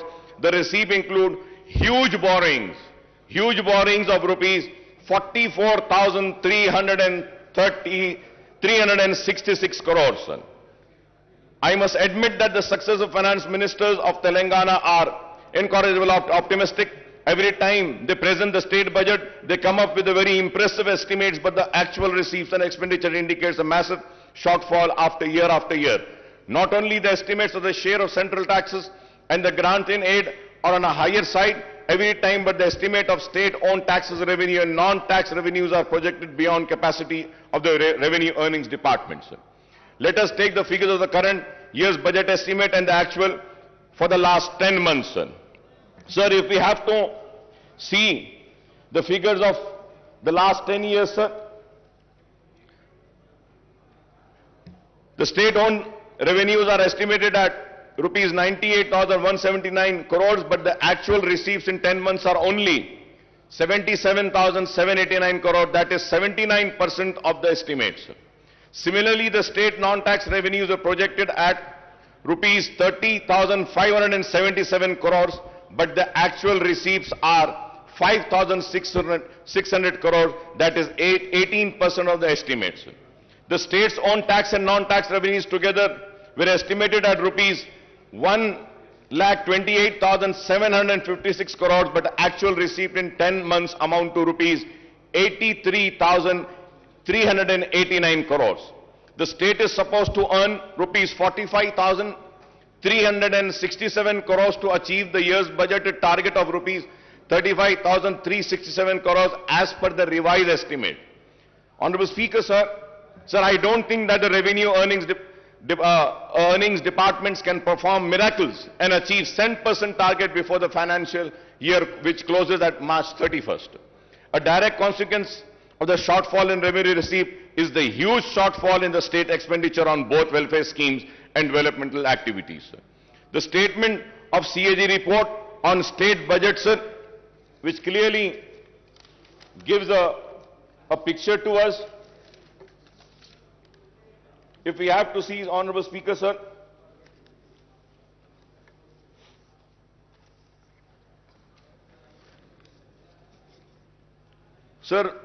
further going ahead with the rising debt, sir,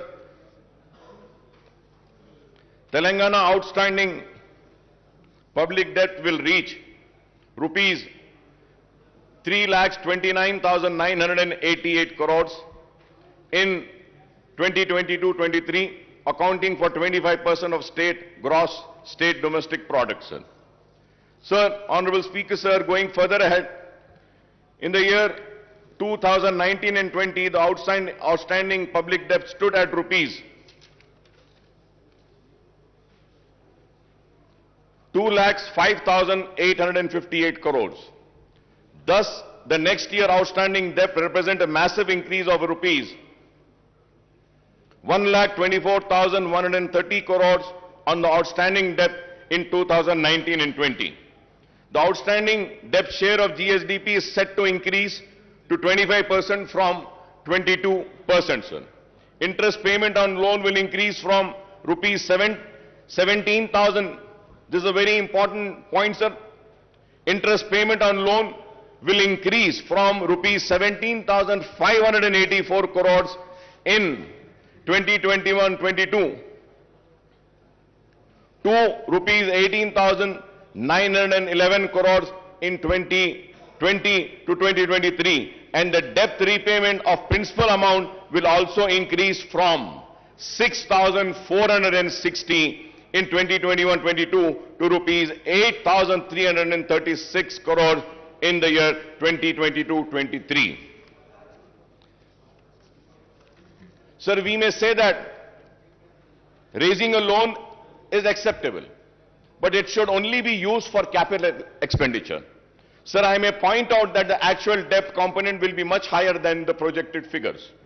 So the loan raised by the various corporations and bodies, including the Greater Hyderabad Municipal Corporation, are not shown in these figures, but these should also be considered outstanding debts because the state government stand guarantee to these loans.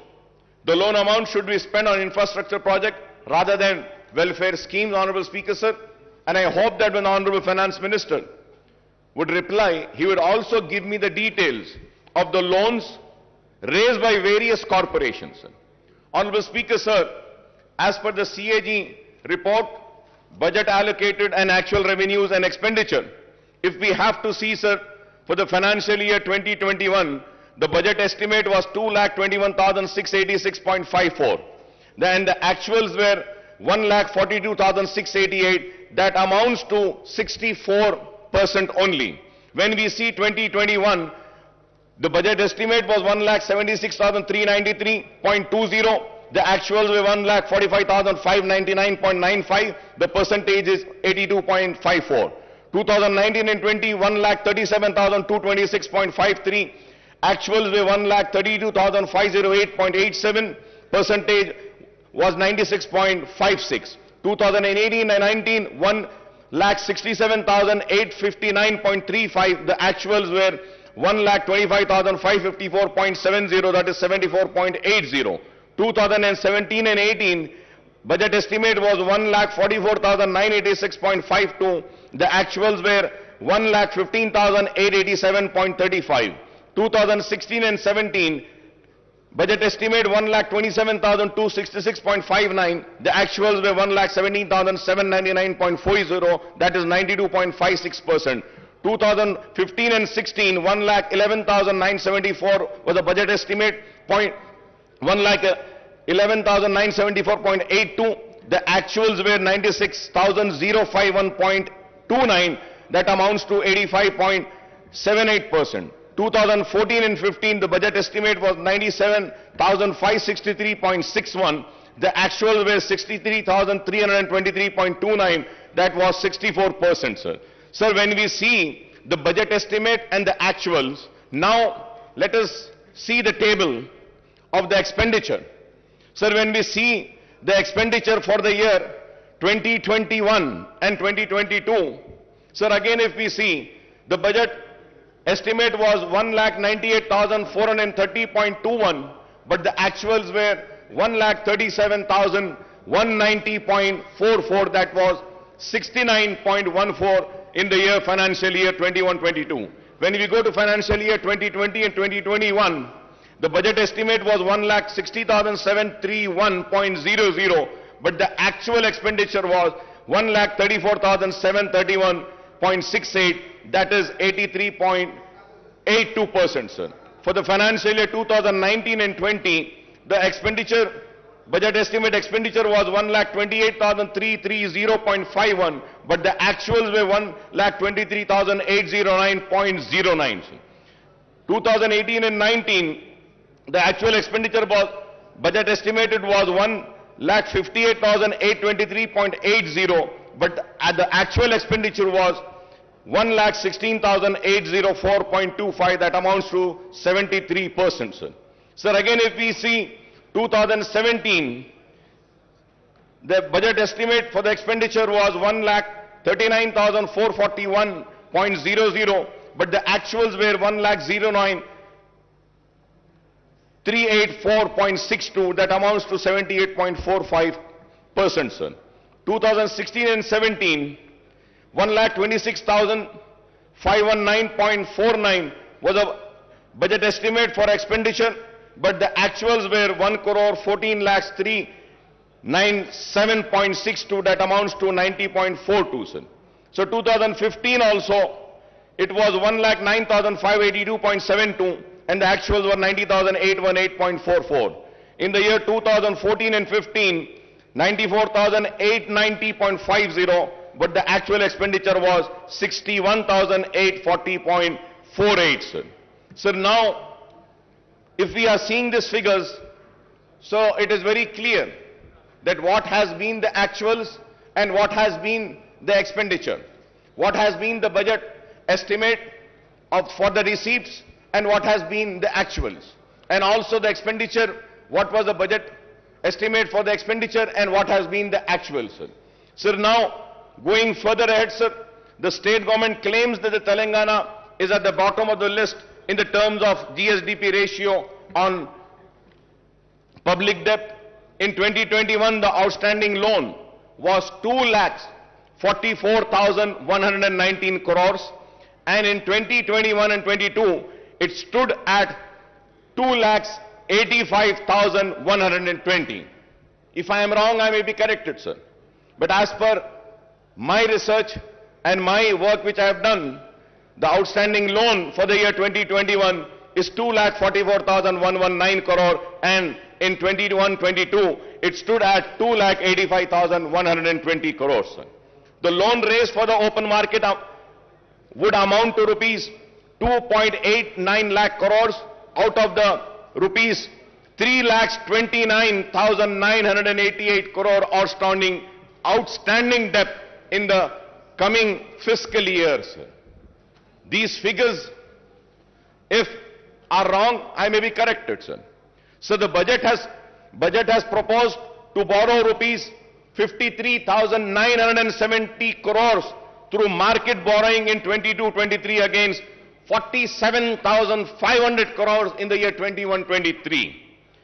In 2020 and 2021, the market borrowings were 43,784 crores.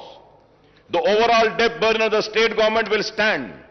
The important point, Honorable Speaker, sir, the overall debt burden of the state government will stand at 3,29,988 crores, including market borrowings of rupees 2,89,873 crores loan from the central government amounting to rupees 7,188 crore loan from autonomous bodies, rupees 13,591 crores special security, small saving and provident fund, etc., rupees 19,336. So this is the state of loans. So I would like to welcome the important announcement made by the Finance Minister Saab in the budget speech. The government has increased the Aarogyasri reimbursement limit from rupees 2 lakh to 5 lakhs for routine procedures and up to 10 lakhs for transplant. However, Honorable Speaker, sir, the allocation for Aarogyasri has come down from rupees 720 crores to 605 crores in the next year's budget, sir. Sir, at the same time, Honorable Speaker, sir, I would like to bring across is that the rates which have been fixed by Aarogyasri are the rates which have been fixed long back, more than 15 years back. The rates were fixed. The rates needs to be revised. The revision of rates are very important. Many private hospitals are not admitting the Aarogyasri patients. The reason is that the rates are very low. And most important, Honorable Speaker, sir, जब एक बीमार critical condition में आता है, critical care के लिए जब आता है और उसको सीसीयू में अगर ले जाना पड़ता है, Honorable Speaker, sir, the rates of Aarogyasri are only 4,000 rupees. Critical care unit में 4,000 में तो इलाज नहीं हो सकता. Sir, many hospitals in CCUs, they charge 40,000, 50,000, and few hospitals charge 1 lakh rupee a day. And the hospitals which MIM party runs, 2 hospitals we run. Sir, in those hospitals we charge only 11,000. No profit, no loss basis. But still, Aarogyasri is giving only 4,000 rupees. So with this, we cannot treat the poorest of poor patient. So kindly through you, I request the Honorable Health Minister, also the Finance Minister, to kindly look into this and please revise the rates of Aarogyasri, because it's the responsibility of the government to provide good health care and good education to the people. Sir, going further ahead, sir, the diet charges for cancer and TB patients have been increased from rupees 56,000 to rupees 112 and rupees 40 to rupees 80 for other patients, and this is welcome relief, sir. Sir, I may recall that in the previous budget session also I had raised the issue of pending bills of the private hospitals under Aarogyasri, but the issue is yet to be sorted out, and I hope that these issues are being taken care, sir. Sir, I also welcome the announcement that the first women university in the state of Telangana will be established soon. I understand that the University College for Women at Koti, which is an autonomous college under Osmania University, will be upgraded to be a women's university. I may also recall that there are huge numbers of vacancies and professors and associate and assistant professors in all the state universities, including specialized universities, including agriculture, horticulture, veterinary and technological universities. Sir, there are vacancies of lecturers also in government degree, polytechnic and junior colleges. There are vacancies of lecturers also in the government degree in polytechnic and junior colleges. I request the government to take an early decision on the issue of raising the retirement age of the university faculty in all state and specialized universities to 65 years on par with the faculty of medical college, sir. Sir, I request the government to decide on the organization to take up the recruitment of the university faculty and the government lecturers, that is whether it should be done by Telangana State Public Service Commission or Telangana State Council for Higher Education or a new recruitment board to be constituted. Well, now we have announced that we are going to fill up all the vacancies. This is very important, sir. This is very important. I request the government to decide on the organization to take up the recruitment of the university faculty and the government lecturers, that is whether it should be done by Telangana State Public Service Commission or State Council of Higher Education or a new recruitment board to be constituted, sir. So I repeated this point because it's very important after the announcement made today by the Honorable Chief Minister Sahab. Sir, after a gap of 3 years, the government has decided to implement the lowered age limit of Asra pension from 65 years to 57 years. Sir, I may point out that as many as 3.3 lakh applications with the earlier age limit are pending and 7.80 lakh new applications have been received after reduction in the age limit. So I would like to also say that almost 11.10 lakh applications have to be cleared immediately to disburse the old age pension from new financial year commencing on 1st of April, sir. Sir, in the last 7.5 years, the government has spent 46,650 crores on Asra pension and the number of beneficiaries have gone up to 38.41, sir. I would like to congratulate the government for this Asra pension, sir. It is very good, sir, that we are doing a wonderful work in Asra pension, and I think it is the only state in the entire country which has given or sanctioned so many applications, sir. So with this, the sanction of pending applications, the number of beneficiaries may reach 50 lakhs, and this may require much higher outlay than the proposed rupees 11,728 crores in the next financial year, sir. Sir, when it is going to go to 50 lakhs, I don't think 11,78,000 crores which has been allocated for the next budget would not be sufficient. This needs to be looked into. Going ahead on the education, sir. Sir, we also have welcomed Mana Uru Mana Badi and Mana Basti Mana Badi program launched by Honorable Chief Minister Janab KCR Saab on Monday. The government has taken the initiative to introduce English medium in all the government schools on par with corporate school under the Mana Badi scheme. Provision of infrastructure in all the government schools will be taken up in phased manner. However, while infrastructure development necessary, what is more important is that the filling up of all teaching, non-teaching posts in the government schools, which has been announced today by the Honorable Chief Minister Saab. And about 26 lakh students are studying and 1 lakh teacher posts are sanctioned in the government schools across the state. Official estimate that there are about 25,000 vacancies, and I hope after the announcement of today, the vacancies, including the Urdu medium vacancies of 530 teachers posts of all types of posts in the school education department, first promotion would be completed in the district level, which are pending for the last 20 years. The remaining posts will be filled through direct recruitment, and but out of the 4,379 posts of headmaster, 1,946 posts are vacant, and I hope after today's announcement, these vacant posts will be filled. In 594 mandals and 528 mandal education officers posts are also sanctioned. Only 20 regular MEOs are working, and remaining 508, that is 95% in charge, are working as MEOs. Sir, we have also made a repeated demand, and once again I would like to come on record and say that about a separate DSC to be conducted for Urdu medium.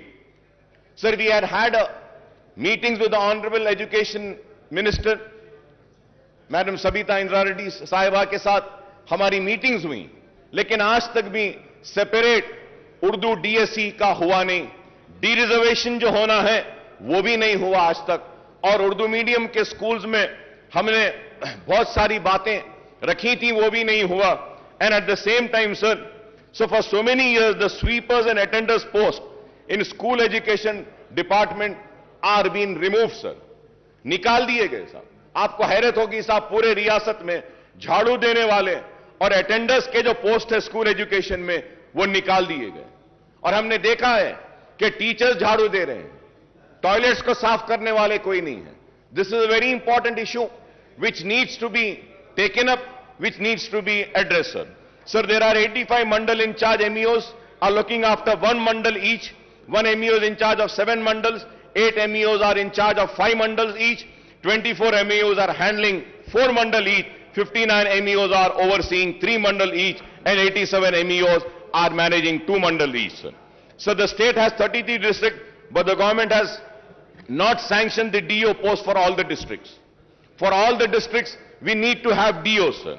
Out of the 12 DO sanctioned posts, only 7 DOs are working, and there are 5 vacancies, and we are told that 26 districts, only in charge DOs are running the show. In Telangana state, 66 deputy DOs posts are sanctioned, but only 6 deputy DOs are working, and remaining 60 posts are vacant, and I hope that these vacant posts would be filled by the announcement made by the Honorable Chief Minister Saab today. Also, 70 senior lecturer posts are vacant. Out of 166 Telugu lecturer posts, 152 are vacant and only 15 are working, and out of 40 Urdu lecturer posts, 37 are vacant and only 3 are working, and I hope that these vacancies will also be filled up by the announcement made by the Honorable Chief Minister Saab. Sir, at the same time, sir, so Honorable Speaker, sir, I might sound very bad, and my friends and colleagues might feel very offended, but sir, I am not here to offend anybody. I am here to bring to your kind notice, sir. Sir, we have a sanctity of this house. Sir, we have to maintain the decorum of this house. We have to keep the honor of this house alive. Sir, in this house, the leader of the house, Chief Minister Saab, had announced on my request and on my demand, sanctioning 20 crores to Falaknuma Educational Campus. He had announced sanctioning amount to Chanchalgula Educational Campus. He announced the same to Hussaini Alam and Golconda Educational Campus. And the announcement has been made 3 years back, sir. आज तक एक पैसा नहीं दिया गया साहब. साहब, मैं आपको मेरी बात बुरी दिखेगी, लेकिन अगर कोई मेंबर अपनी सीट पर से उठकर यहां अगर वेल में आता है तो उसको सस्पेंड कर दिया जाता है, लेकिन जो अनाउंसमेंट इस ऐवान में होता है उसको पूरा नहीं किया जाता, तो उसके ऊपर आपको फैसला लेना पड़ेगा. स्पीकर साहब, अगर नहीं करना है तो अनाउंस ना कीजिए, मेहरबानी होगी नहीं करिए. इस ऐवान के लिए कह रहा हूं मैं, इसके वखार के लिए, इसकी इज्जत के लिए कह रहा हूं. अगर इस ऐवान में होने वाले अनाउंसमेंट को पूरा नहीं किया जाता तो फिर यह ऐवान की इज्जत की धज्जियां उड़ाने के बराबर है. तो मैं आपके जरिए हुकूमत से मुतालबा करूंगा कि जो ऐलान किया गया फलकनुमा कैंपस के लिए, जो ऐलान किया गया गोलकुंडा कैंपस के लिए, जो ऐलान किया गया हुसैनी आलम कैंपस के लिए, जो ऐलान किया गया चंचलगुड़ा कैंपस के लिए, वो ऐलान को पूरा करिए बराए मेहरबानी. Sir, going to GHMC, sir. So the finance minister had recounted the infrastructure development taken up in the GHMC area since 2014, particularly under SRDP, CRMP and SNDP. However, the fact remains that the state government has not provided grants to the GHMC for taking up these work, and hence the GHMC has to go for massive borrowings from the banks and also raising the municipal bond to finance these projects. Sir, the GHMC has raised bonds of 1,000 crores and borrowed 3,900 crores for SRDP work, 1,500 crores for CRMP work, and 858 crores for SNDP work, sir. Some of the SNDP works costing to rupees 225 crores are taken up in the surrounding municipality and municipal corporation with the GHMC borrowing. From 2014 onwards, GHMC is in serious financial crisis as the grant for both the central government and the state government have decreased considerably, and the state government is not even paying property tax of rupees 300 crores per annum on its buildings. जो government के building हैं उसकी property tax के जो 300 करोड़ है वो भी GHMC को नहीं दी जाती. On the other hand, the GHMC is paying 1 crore every day, that is rupees 365 crores per annum for repayment of loan and interest on borrowing. Honorable Speaker, sir, every day the GHMC is paying 1 crore. Sir, at the same time, sir, under the 14th and 15th Finance Commission grant, the central government sanctioned funds amounting to rupees 300 crores and rupees 1,000 crore respectively to the GHMC, but these have not been realized by the state government. With the introduction of TSB pass for building permission, the building permit fees is deposited with the state treasury and the GHMC is not getting this amount. Sir, मैं घर बनाना चाहता हूं, घर बनाने के permission के लिए पैसे भरता हूं, वो पैसे जीएचएमसी में नहीं आते हैं सर, वो गवर्नमेंट ट्रेजरी में चले जाते हैं. सर, ये जीएचएमसी में घर बन रहा है, परमिशन जीएचएमसी दे रही है, तो पैसा तो जीएचएमसी को आना चाहिए, लेकिन ऐसे नहीं हो रहा है sir. So the GHMC's own revenues are meant for paying staff salaries and for the maintenance work and for major works and project funds. Projects funds have to be sanctioned by the state government. I want to know how many projects in GHMC are funded by the state government from 2014 onwards, sir. GHMC के जो भी projects हैं, government की तरफ से क्या दिया जा रहा है? Now maintenance and new works in GHMC have come to a halt from July 2021 and onwards, since payments were not made to GHMC contractors.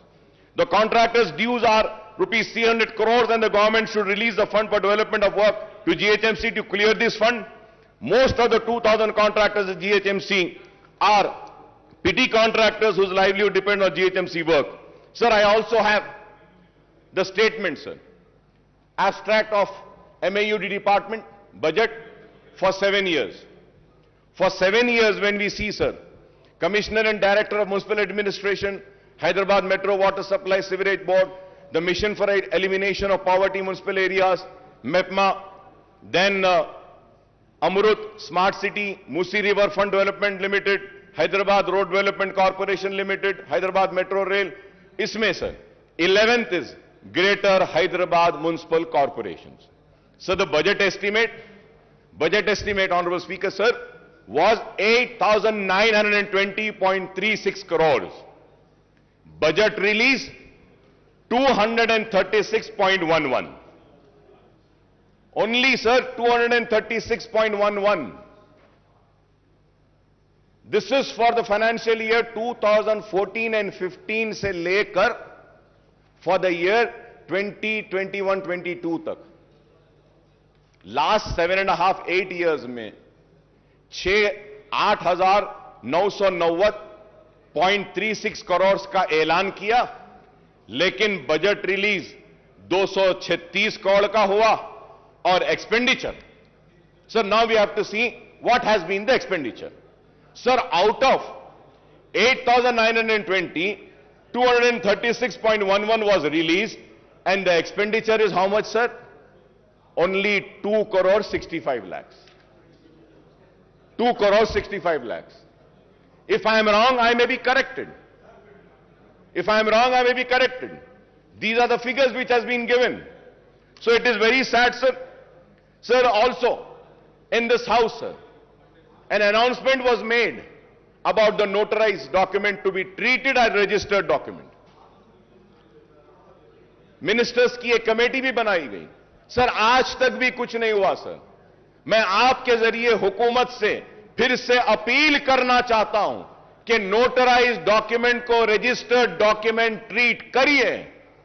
कई लोग परेशान हैं, कई लोग अपनी जमीन बेच नहीं सकते, कई लोग आज घर नहीं बना सकते हैं, खर्च नहीं ले रहे हैं. इस ऐवान में ऐलान किया गया कि नोटराइज्ड डॉक्यूमेंट को रजिस्टर्ड ट्रीट किया जाएगा. मैं उम्मीद करता हूं कि हुकूमत जल्द अज जल्द इस पर भी गौर करेगी. Honourable speaker, sir, Sir, in the last, or I would say, in this session only 5 months earlier, 5 महीने पहले, ये नया सेशन नहीं है, ये तो वही सेशन चल रहा है, तो आज से 5 महीने पहले ये ऐलान किया गया था कि सीसीपी प्रोजेक्ट लिया जाएगा, चार मीनार पेडिस्ट्रियनाइजेशन प्रोजेक्ट। सर कब से चार मीनार पेडिस्ट्रियनाइजेशन प्रोजेक्ट चल रहा है सर? कब कंप्लीट होगा? कब खत्म होगा? कब चार मीनार इस्तांबुल बनेगा? यह एक सवाल है। और उसके बाद जवाब में यह बोला गया कि कुली कुतुब शाह के जरिए चार मीनार पेडिस्ट्रियनाइजेशन का प्रोजेक्ट करेंगे, कुली कुतुब शाह के जरिए नए पुल के पास जो ब्रिजेस है वो बनाएंगे, कुली कुतुब शाह को और काम देंगे। सर कुली कुतुब शाह का जो पहला जितना बजट लास्ट ईयर दिए थे उससे और कम कर दिया गया। आप बजट एलोकेशन कम करेंगे, लास्ट ईयर जितना बजट दिया गया था that was sufficient enough only for the payment of salaries of Kuli Qutub Shah Urban Development Authority employees, और अब कुछ भी नहीं किया गया। Sir, pending works of nalas and sports and the stadiums are still pending. In my constituency, sir, one stadium work was started 10 years back, sir. It is more than 10 years that it is yet to be completed. Sir, we have spoken about the nalas 5 months earlier when we have the assembly session. That time we spoke about nalas. We spoke about the breach जो शिगाफ आया था तालाबों में, जिसकी वजह से नुकसान हुआ था लोगों को, उसके बारे में बात करें। और हमने कई तजावीज दिए। मैं बड़ी मौजरत के साथ ऑनरेबल स्पीकर साहब कह रहा हूं, मेरे दोस्त काबिल दोस्त को बुरा दिखेगा, खराब दिखेगा मेरे काबिल दोस्त को, केटी रामाराव साहब को, जिनकी मैं बहुत इज्जत करता हूं, एहतराम करता हूं। लेकिन ऑनरेबल स्पीकर साहब, इस ऐवान में कहा गया था कि अकबर साहब हम मीटिंग बुलाते हैं, बैठते हैं। दशहरा गया, दिवाली गई, दिवाली के बाद क्रिसमस गया, न्यू ईयर गई, संक्रांति गया, कब होगी मीटिंग? बुला लीजिए साहब। हम आप साहब, हमारे पास पूरा टाइम है, आप जब बोले जब हम आ जाते हैं आपके पास, जब आप बोले आ जाएंगे। एक मीटिंग उसकी बुला लीजिए। Sir, going to Hyderabad metro rail, sir, we welcome the announcement that Hyderabad Metro Rail has been allocated rupees 500 crores in the next in the next year's budget for taking up works on the long pending connectivity to the old city from Mahatma Gandhi bus station Imliban to Falaknuma under corridor 2 of 5.5 kilometers. बार बार इल्जाम था हुकूमत पर और मजलिस पर भी कि metro old city में नहीं आई, लेकिन इस बजट एलोकेशन के बाद हमको उम्मीद है कि मेट्रो जरूर दौड़ेगी पुराने शहर में भी। Sir, for metro connectivity to Shamshabad airport an allocation of rupees 377.35 crores has been made. The project has been awaiting government nod for the 32 kilometers elevated work from Gachibowli for the last couple of years. The Hyderabad Metro Rail, the government special purpose vehicle which oversees the metro construction, has been provided loan of rupees 1,500 crores too. But we are disappointed, Honorable Speaker sir, but we are disappointed that no allocations have been made for MMTS Phase 2. MMTS Phase 2 के लिए हम बार बार मुतालबा कर रहे हैं। कितने साल से? 6-7 साल से मुतालबा है कि MMTS Phase 2 के लिए एलोकेट करिए फंड्स, लेकिन वो अब तक नहीं हुआ। मैं उम्मीद करता हूं कि फाइनेंस मिनिस्टर साहब MMTS Phase 2 के लिए भी जो रिक्वायर्ड फंड्स हैं उसको भी जारी करेंगे। So the state government has to provide its share of assured 2/3 funds of total cost of 817 crore, but only 129 crores was released. The MMTS Phase 2 project taken up by the South Central Railway should be completed in all respect, connecting the suburbs and providing a cheaper and environmental friendly transport system to the poor and middle class passengers. The MMTS Phase 2 also provides for extending the connectivity to the Shamshabad airport, and this can be supplement the metro connectivity from Gachibowli. So about 2 BHK with an objective to providing a dignified dwelling of decent size, the government is implementing 2 BHK program. The government has sanctioned 2.91 lakh houses all over the state and 1 lakh in the GHMC area. However, in the 15 assembly segments of Hyderabad district, only 9,453 houses are sanctioned and 24 locations, and there is no 2 BHK housing site in Charminar, Amberpet segment, sir. Sir, in the GHMC area, only 4,504 houses have been completed and only 3,136 houses are actually handed over to the beneficiaries, sir. Most of the housing units in GHMC area are at various stages of constructions and work has been stopped at most of the site as, again, the same problem, the contractors are not paid their dues for several months. I request through you, sir, कि ये contractors के जो पैसे हैं, इसको pay करने के लिए बोली. In the next year budget allocation, rupees 12,000 crores is proposed for the 2 BHK program, and I hope that the housing units in GHMC would be completed and hand over to beneficiaries during the year. We welcome the government decision to launch the scheme of providing financial assistance for construction of 2-bedroom housing scheme for people who have their own plots with a unit cost of 3 lakh per house. 3 lakh रुपये गरीबों को जो जिनका खुद की जमीन है घर बनाने के लिए देने का जो ऐलान किया गया है, हम इसका खैर मुकद्दम करते हैं. It is better late than never, although the proposed unit cost has been brought down from the previous promise of rupees 5 lakhs rupees. Sir, in the coming financial year, 4 lakh beneficiaries will be provided assistance to construct the houses with a unit cost of 3 lakhs. For each assembly segment, 3,000 houses will be taken up. For providing financial assistance for these 4 lakh beneficiaries, rupees 12,000 crores will be needed. And the question is, where will the funds for the completion of construction of 2 BHK housing units will come from the government, sir? Sir, now, going further ahead with the welfare department, sir. Sir, SC welfare, ST welfare, BC welfare and minority welfare, sir. Sir, 2022-23 budget for SC welfare, the revenue with 31,220.91. The capital was 559.50. The total was 31,770.41. And percentage, if we have to see the allocations, taking in account the entire budget of the state, the percentage is 12.36%, sir. Sir, ST welfare, revenue 10,804.88 and capital would be 1,759.91, and the total is 12,564.80. BC welfare, 5,289.83, the capital 407.72, the total is 5,697.55, that is only 2.22%. Sir, again, minority welfare 1728.71 और उसके बाद 1728.71. अगर आप इसको देखते हैं total budget के हिसाब से, तो माइनॉरिटीज को जो शेयर दिया गया है बजट में से, वो share is 0.67%. It has come down. पहले से और अब में अगर देखते हैं टोटल बजट से हम अगर कैलकुलेट करते हैं, तो जो शेयर दिया गया है एससी वेलफेयर को 12.36%, एसटी वेलफेयर के लिए 4.89%, बीसी वेलफेयर के लिए 2.22% और माइनॉरिटी वेलफेयर के लिए 0.67%. Sir, when we come to the minorities, sir, so Honorable Speaker, sir, before going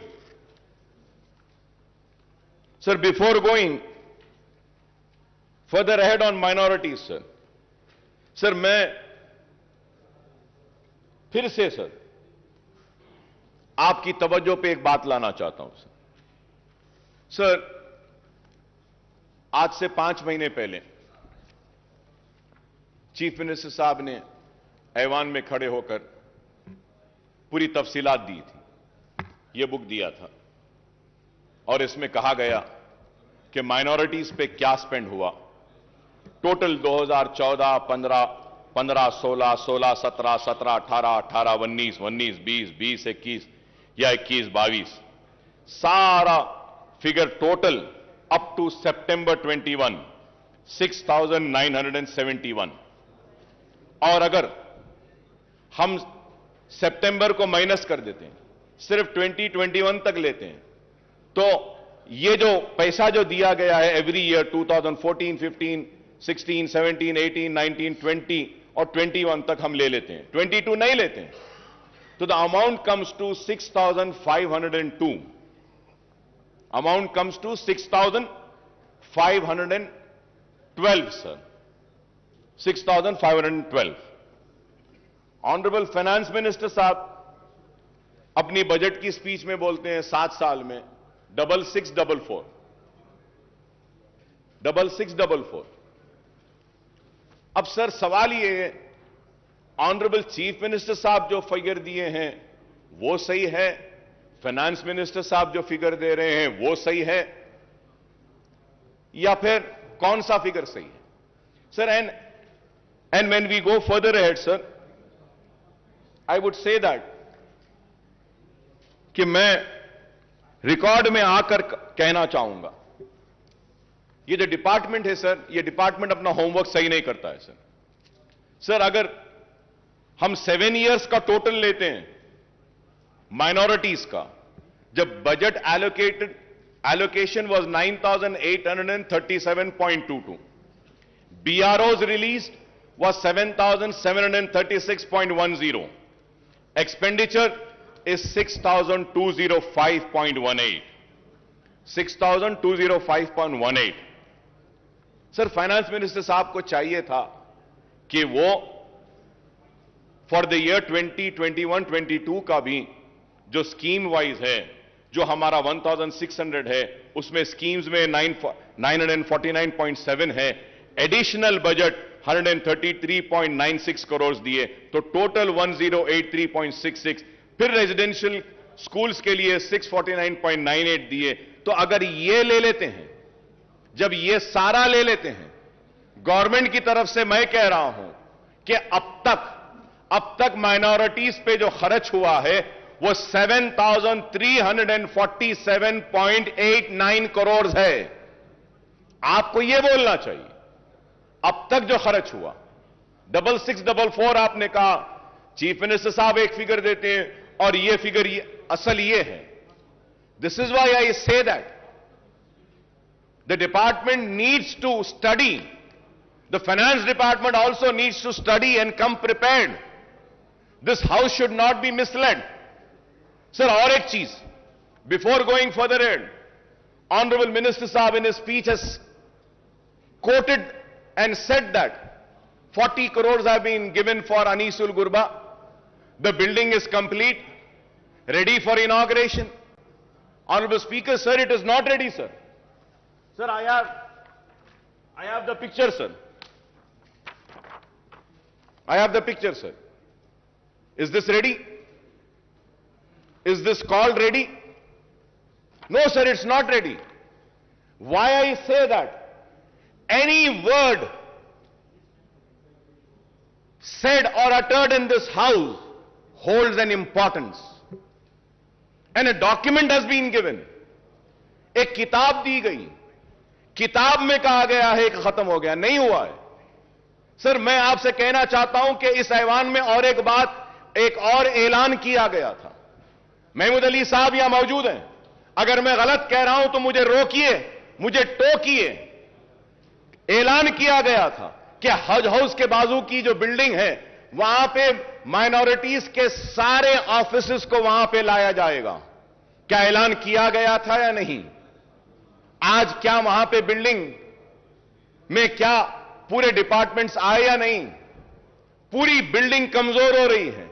अरे आप उस बिल्डिंग को कंप्लीट तो भी करवा दीजिए, उस बिल्डिंग को किराए पर भी तो दे दीजिए. कम से कम गवर्नमेंट ऑफिस नहीं लाना है तो किसी और को दे दीजिए. इस्लामिक सेंटर के लिए 10 एकड़ जमीन दी गई, कंस्ट्रक्शन आज भी चालू नहीं हुआ. सर मैं ऑनरेबल स्पीकर साहब, मैं फिर से आपको याद दिलाना चाहता हूं सर, मेरी बात फिर खराब दिखेगी मगर मैं फिर से कह रहा हूं सर. सर इस 5 महीने पहले चीफ मिनिस्टर साहब ने कहा कि अकबर साहब हम मीटिंग बुलाते हैं, दशहरा हो जाने दीजिए, मीटिंग बुलाते हैं। सर, दशहरा हो गया, दिवाली हो गई, क्रिसमस हो गया, न्यू ईयर हो गया, संक्रांति हो गई, अब होली आ रही है, होली भी हो जाएगी।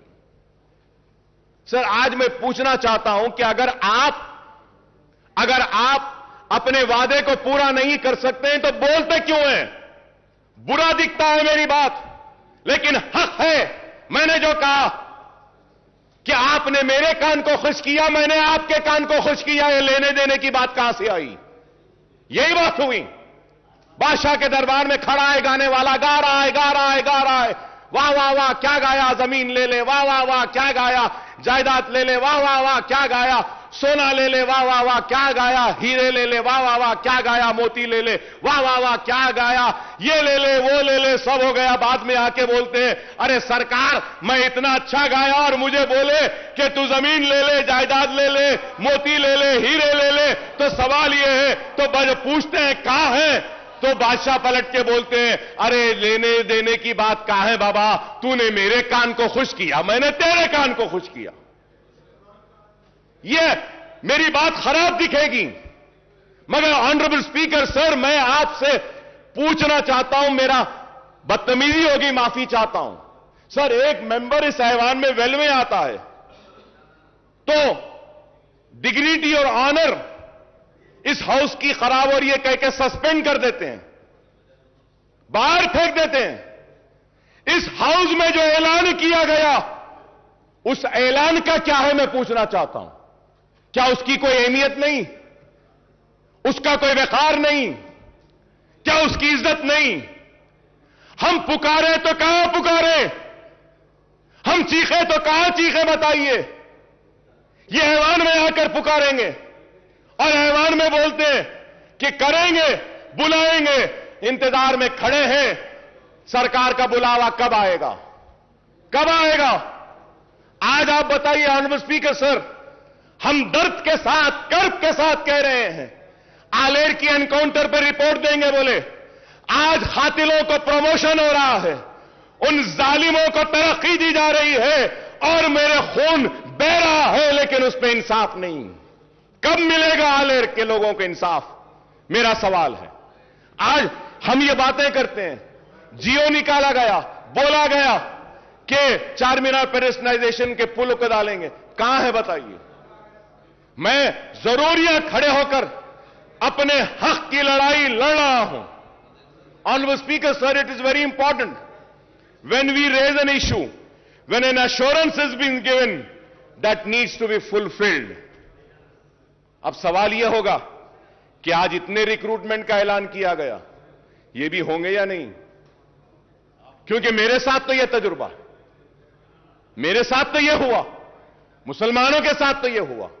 सर, पब्लिक सर्विस कमीशन में एक भी मुसलमान नहीं, पब्लिक प्लीडर एक भी मुसलमान नहीं, माइनॉरिटी कमीशन में नहीं। क्यों बताइए सर? क्या एक मुसलमान को नहीं बना सकते? एक मुसलमान भी वाइस चांसलर नहीं है इतनी यूनिवर्सिटीज में। आप बताइए। मैं पूछना चाहता हूं टीआरएस के मेंबर से, मेरी बात गलत है तो बोलो, क्या मुसलमानों में एक भी काबिल नहीं है जिसको वीसी बनाया जा सकता? क्या मुसलमान में एक भी नहीं है जिसको पब्लिक सर्विस कमीशन का रुकन बनाया जा सकता? क्या मुसलमान में कोई भी काबिल नहीं है कि उसको एक पब्लिक लीडर बनाएंगे? मुसलमानों से हमदर्दी की बात है, लेकिन आज यह चीज नहीं हो रही है। इसलिए मैं आपके जरिए हुकूमत से मुतालबा करूंगा कि प्लीज कुछ करिए इस पर। अगर आप नहीं करेंगे तो फिर नहीं होगा। ऑनरेबल स्पीकर साहब, आपको सुन के हैरत होगी, यहां सब टीआरएस के लोग बैठे हैं। मैं इनसे सवाल करता हूं, अपने दिल पर हाथ रखकर बोलो, तेलंगाना आने से पहले औकाफी जायदादों के तहफ्फुज के लिए क्या आप चैंपियन नहीं बने थे? दिल पे हाथ रखकर बोलो। क्या हुसैन शाह वली रहमतुल्लाह अलैह की वक्फ की जमीन के लिए क्या आप नहीं लड़े थे मेरे साथ? क्या हाईकोर्ट में टीआरएस नहीं गई थी? क्या बोलकर गई थी ये वक्फ की जायदाद है।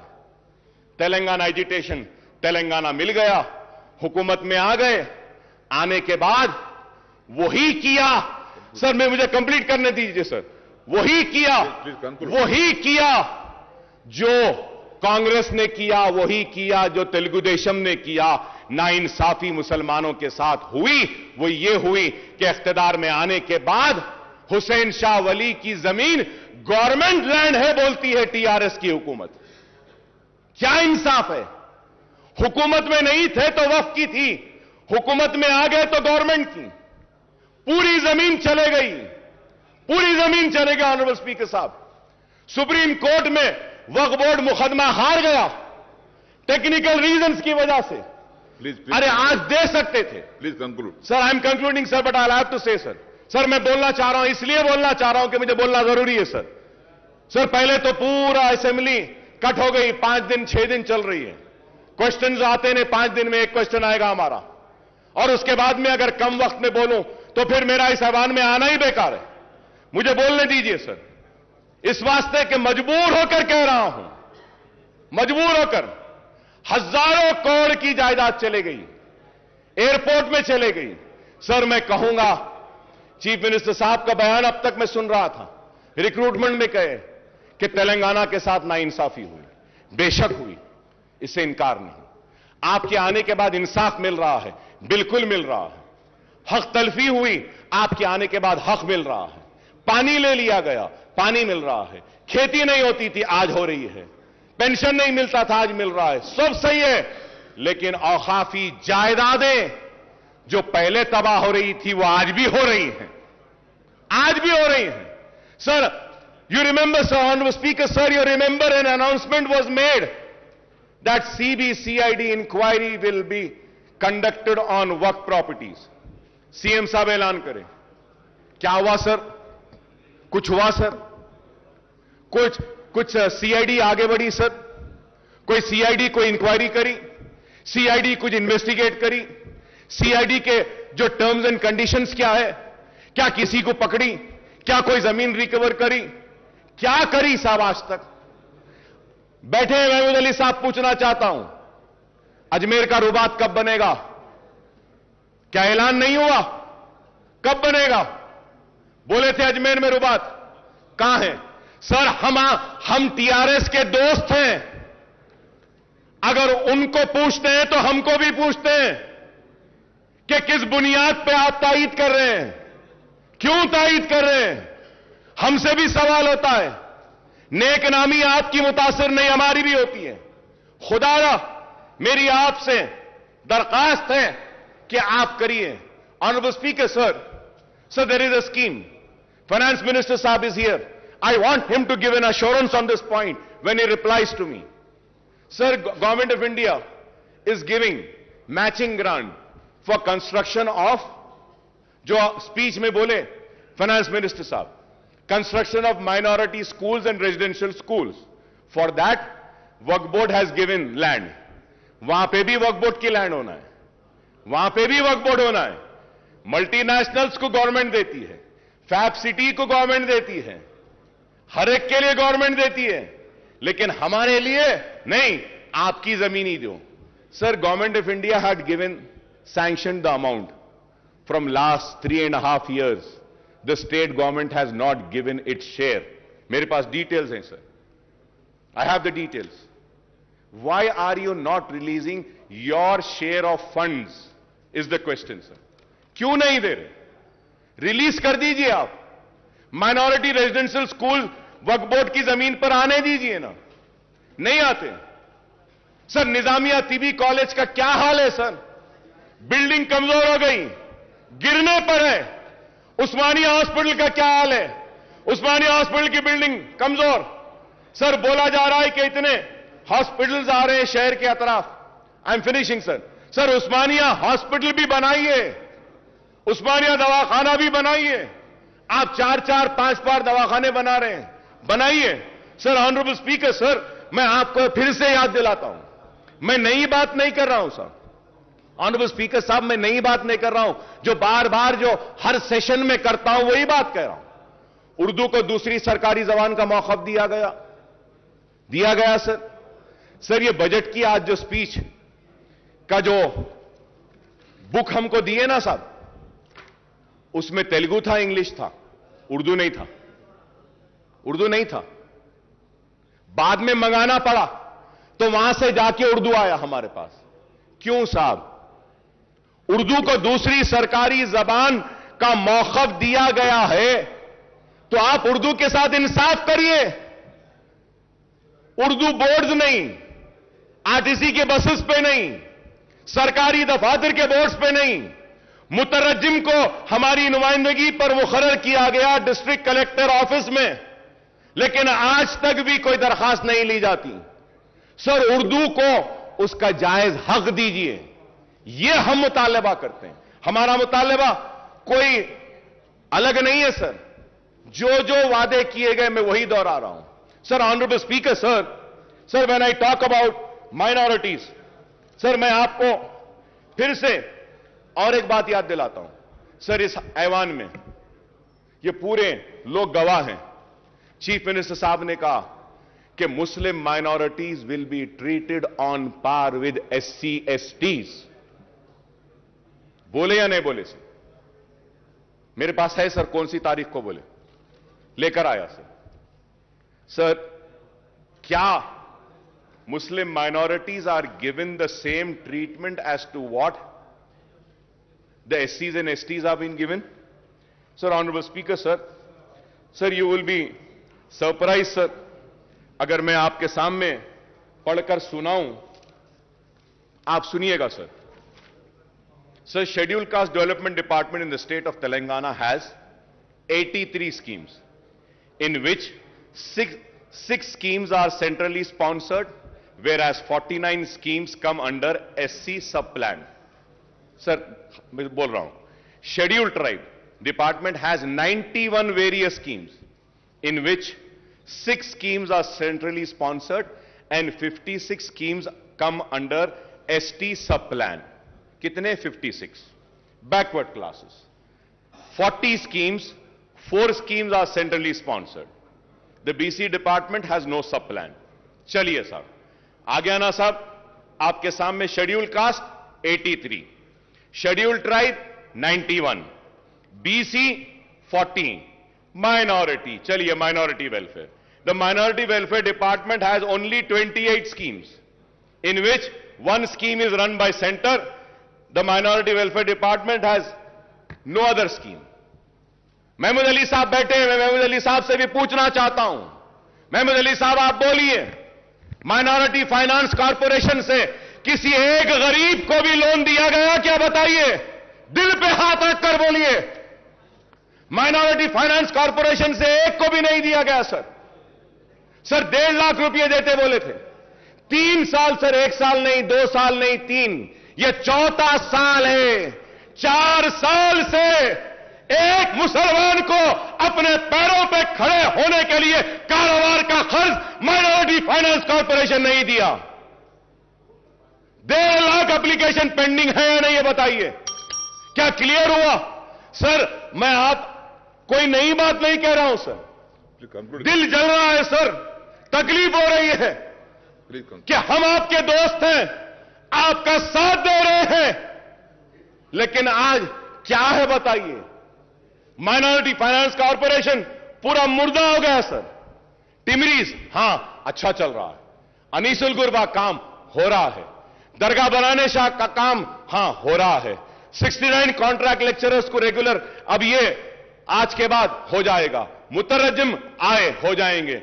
मैं ये नहीं कह रहा हूं कि नहीं हुए, शादी मुबारक, यस 2 लाख शादी मुबारक में गरीब बच्चियों की शादियां हुई, मुबारकबाद देता हूं हुकूमत को, बहुत अच्छा काम है। जो अच्छा है उसकी तारीफ करूंगा, जो नहीं हो रहा है उसको बोलकर रहूंगा, क्योंकि आवाम मुझे बोलने के लिए भेजी है, बोलना मेरा काम है। मेरी इस बात को यह ना समझे कि मैं आप पे तनकीद कर रहा हूं या मैं आपका दुश्मन हूं, नहीं, मैं आपका दोस्त हूं, इसलिए कह रहा हूं कि यहां पे नहीं हो रहा है, इसको करिए। करेंगे तो खुशी होंगे, करेंगे तो मुसलमान और करीब आएंगे, करेंगे तो मुसलमान जोश दर जोश आएंगे। यही मैं कहना चाहता हूं। आज इतने बच्चों को टिमरीज के जरिए पढ़ाया जा रहा है, ये काबिल मुबारकबाद है। मैं तारीफ करता हूं हुकूमत की, अच्छे कामों की भी तारीफ करता हूं। Honourable speaker sir, health department पे भी जब आते हैं, मिनिस्टर साहब के जो बुक में जो कहे हैं, फिर से सर इसमें भी गलतियां हैं। Sir we need to correct sir. Sir I am just finishing sir, Please come. I am finishing, sir. Just 2 to 3 minutes I am finishing. I request Honorable Speaker, sir. Just 2 to 3 minutes, sir. Sir, the health sector, while 6,295 crores were allocated in financial year 2021-22, rupees 11,237 crores have been allotted for medical and health sector in budget for 22-23, making an increase of 4,942 crores in share numbers. The breakup of proposed allocation is 5,743 crores under scheme expenditure and rupees 4,968 crore under establishment expenditure. It is welcome sign that the health sector has got a much needed boost with budget allocation for the financial year 22-23 being 78.5% more than the current fiscal year, even as Telangana government seeks to build a robust healthcare network across the state. However, the allocation to the health sector now accounts for only 4.37% of the total budget. I have the list every year from 2014-15 but there is no time, so I'm just going further ahead, sir. For 22-23, the allocation has been increased from various schemes under scheme expenditure, rupees 1,000 crores for construction of medical colleges and hospitals, rupees 1,000 crore for construction of super speciality hospital. The allocation for these two categories in the current fiscal year was zero, though allocation has been increased for purchase of surgical consumable, diagnostic, reagent and disposable. The allocation to the National Program for Prevention of Control of Cancer, Diabetes, Cardiovascular Disease and Stroke has been raised from 5 crores to 5 crores in the current financial year to 308 crores for the next year, sir. The scheme expenditure for primary health centers under the Director of Public Health did not see any increase, and it was same case with the allocation of prevention of control of disease, sir. Sir, I congratulate the government for coming up with the dialysis centers. It was needed and it's very good work that the government is doing. I congratulate the government for coming up with बस्ती दवाखाना, sir. ये बस्ती दवाखाने की वजह से गरीब को काफी फायदा हो रहा है और बस्ती दवाखाने आना चाहिए. मैं हुकूमत को मुबारकबाद देता हूं बस्ती दवाखानों के लिए, डायलिसिस सेंटर्स के लिए. कोविड में अच्छा काम किए, लेकिन उसके साथ ही साथ यह भी जानना चाहता हूं कि टिम्स हॉस्पिटल को क्यों बंद किया जा रहा है. आप वजाहत करिए. Telangana institute of medical sciences Gachibowli में क्यों बंद कर रहे हैं? उसके पोस्ट को निकाल रहे हैं क्या? आज अखबारात में हम पढ़ें, आप उसका क्लैरिफिकेशन दीजिए. Sir, in the budget speech the honourable finance minister said that there were only 3 medical colleges which were established in Telangana region during the 60 years rule of combined state. Usmania and Gandhi Hospital were established even before the combined state. Janab Harish Rao Sahab had said that TRS government has established 12 new medical colleges in last, आपकी speech में बोले आप, 12 new medical colleges in last 7.5 years, and the total number of medical colleges today in the state is 17. No, sir. It is not right. With all responsibility, I am saying, sir. It is not 17, sir. Sir, as per KNR University website, there are 10 government and 19 private colleges in Telangana. Malardi Saab is here. He can also say if I am wrong. Sir, my only submission is that when a note is prepared, they should have a responsibility. Sir, KNR जो दे रहा है website पे, अब counselling हो रही है, उसमें कितने बोल रहा है सर? 10 government, 19 private. मिनिस्टर साहब हमारे क्या बोल रहे हैं? 17 कॉलेजेस. तो सर वो प्लीज. तो सर मैं ठीक है साहब, आप क्लैरिफिकेशन दे दिए, अच्छा है. यही बात अगर नोट में आ जाती तो अच्छा था. सर ऐसा नहीं है. Please do not think that the members come with closed eyes. No. Still, this house has few members who come in this house with open eyes and open ears, who do a proper research and come, who knows what is there, sir. Sir, उसलिए मैं कहूंगा आपसे कि आप minorities के साथ इंसाफ कीजिए, और मैंने जो कुछ भी कहा है सिर्फ इसलिए कहा हूं कि आवाम ने मुझे वोट देकर यहां पे भेजा है कि हम काम करें। और स्पीकर साहब, मैं खत्म करते हुए फिर से आपसे दरखास्त करूंगा कि आप इस ऐवान की हुर्मत, इस ऐवान की इज्जत और इस ऐवान में किए गए वादों की हिफाजत भी करना आपकी भी जिम्मेदारी है, हमारी भी जिम्मेदारी है। जो वादा इस ऐवान में किया जाता है, इसको हमको भी पूरा करना है, सबको भी पूरा करना है। ऐसा नहीं कि बस हम बोल दिए, हम सुन लिए और चले गए।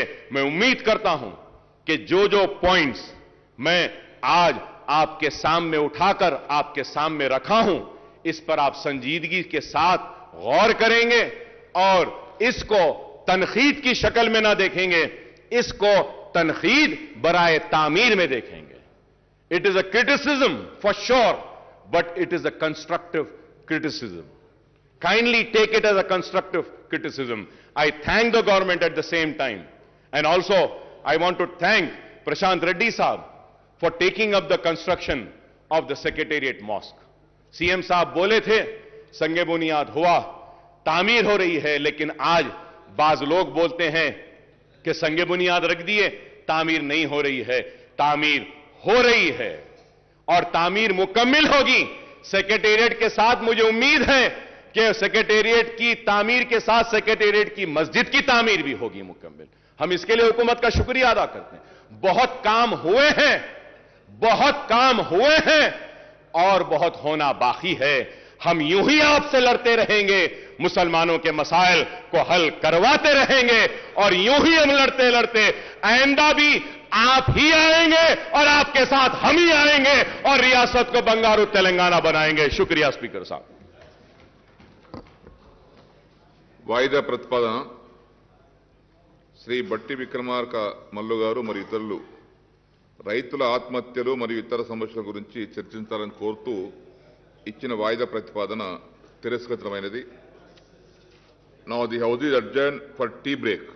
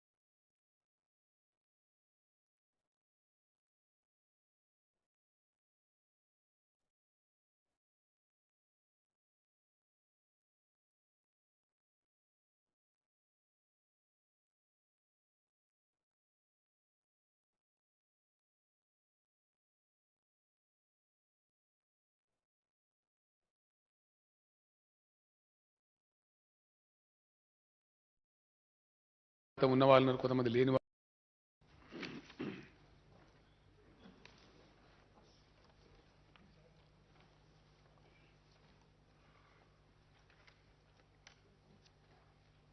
అధ్యక్ష,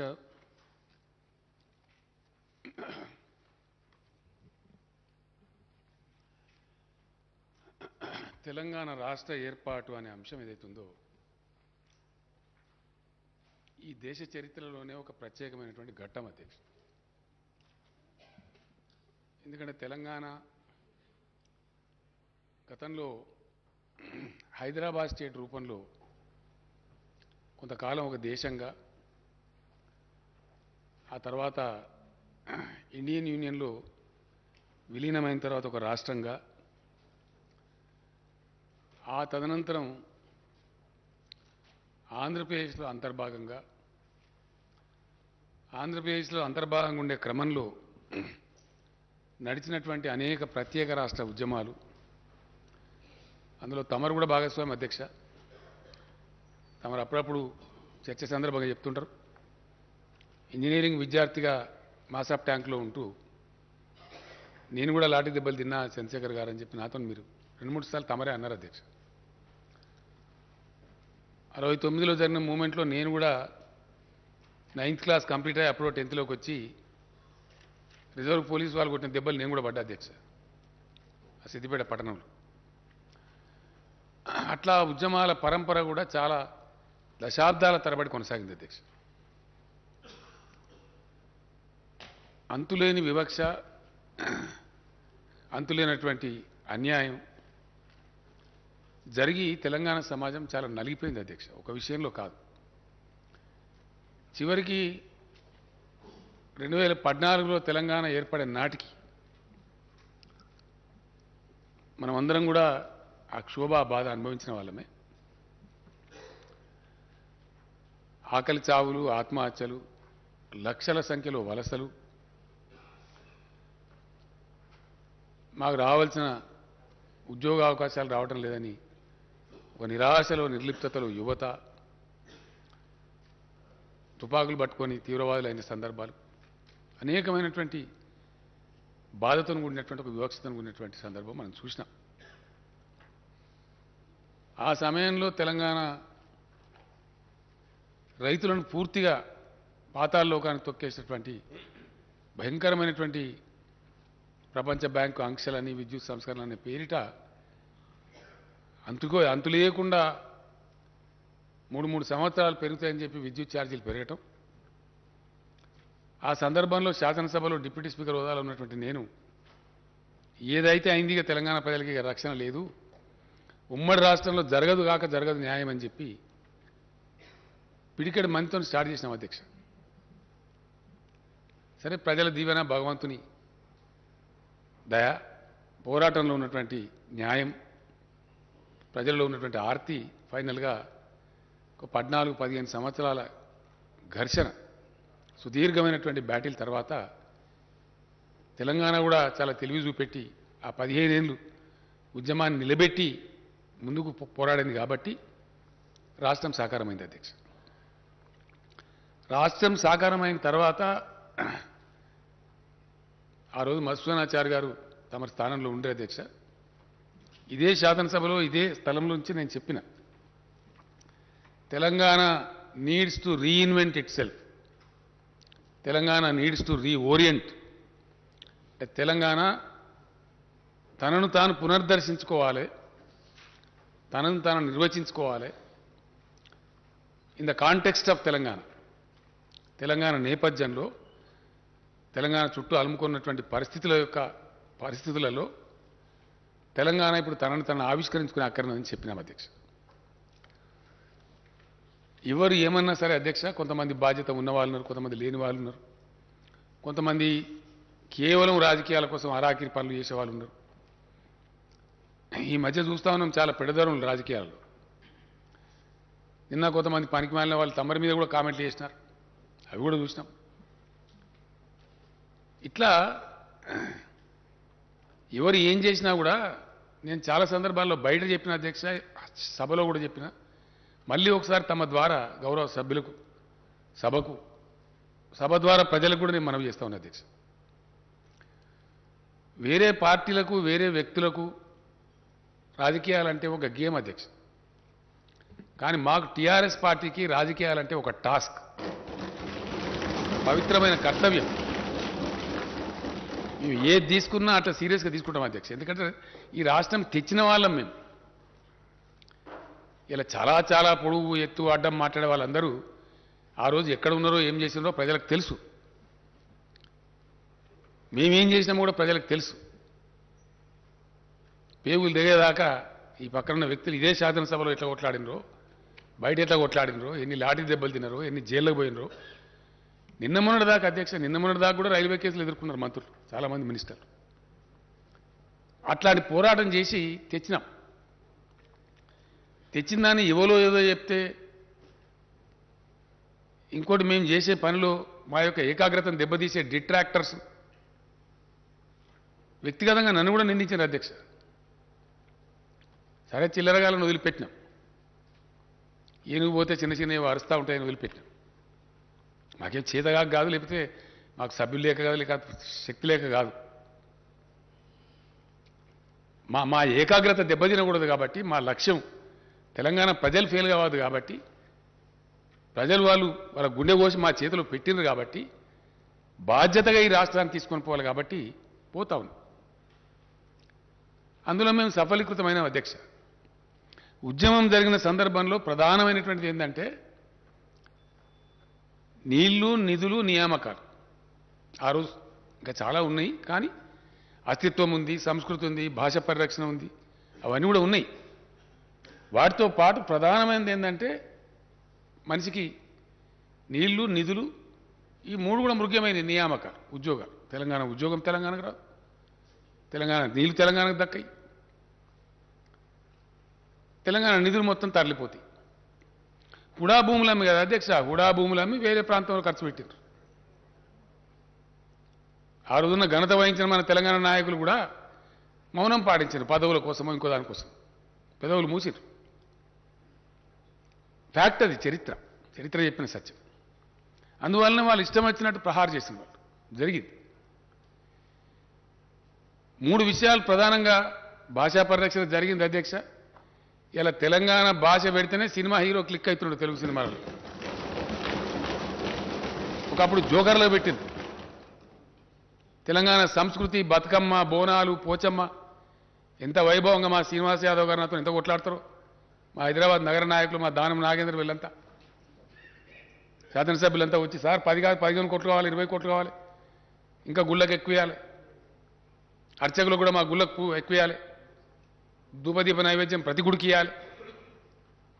కలిగింది కాబట్టి కొట్లాడుతున్నారు, తీసుకుపోతున్నారు, పెడుతున్నారు, ప్రజలు సంతోషంగా అన్ని సంబరాలు చేసుకుంటున్నారు.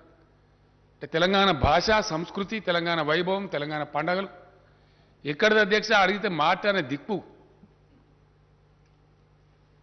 సేవాలాల్ మహారాజ్ జయంతిని అధికారికంగా జరుపుతున్నాం, సమ్మక్క సారక్క జయంతి జరుపుతున్నాం, ఎన్నో పండుగలు అధికారికంగా జరుపుతున్నాం బాజాప్తాగా. వాటిని రక్షించుకున్నాం. అట్లనే నీళ్ళ వాటర్ తెచ్చుకున్నాం అధ్యక్ష. ఎంత బ్రహ్మాండంగా తెచ్చుకున్నాం అంటే కొట్లాడుతున్నాం, ఇంకా కొట్లాడుతున్నాం, పోరాటం కంటిన్యూ అవుతుంది. బట్ ఇప్పటికే నేనే వాదించిన అధ్యక్ష, సమైక్య రాష్ట్ర ముఖ్యమంత్రులతో వేస్ట్ పోతున్నాయా గోదావరిలో నీళ్లు, మాకు ఇస్తేం బాయ్, వాళ్ళు ఇయ్యలే, మేము తెచ్చి చూపించినాం. ఇయ్యాల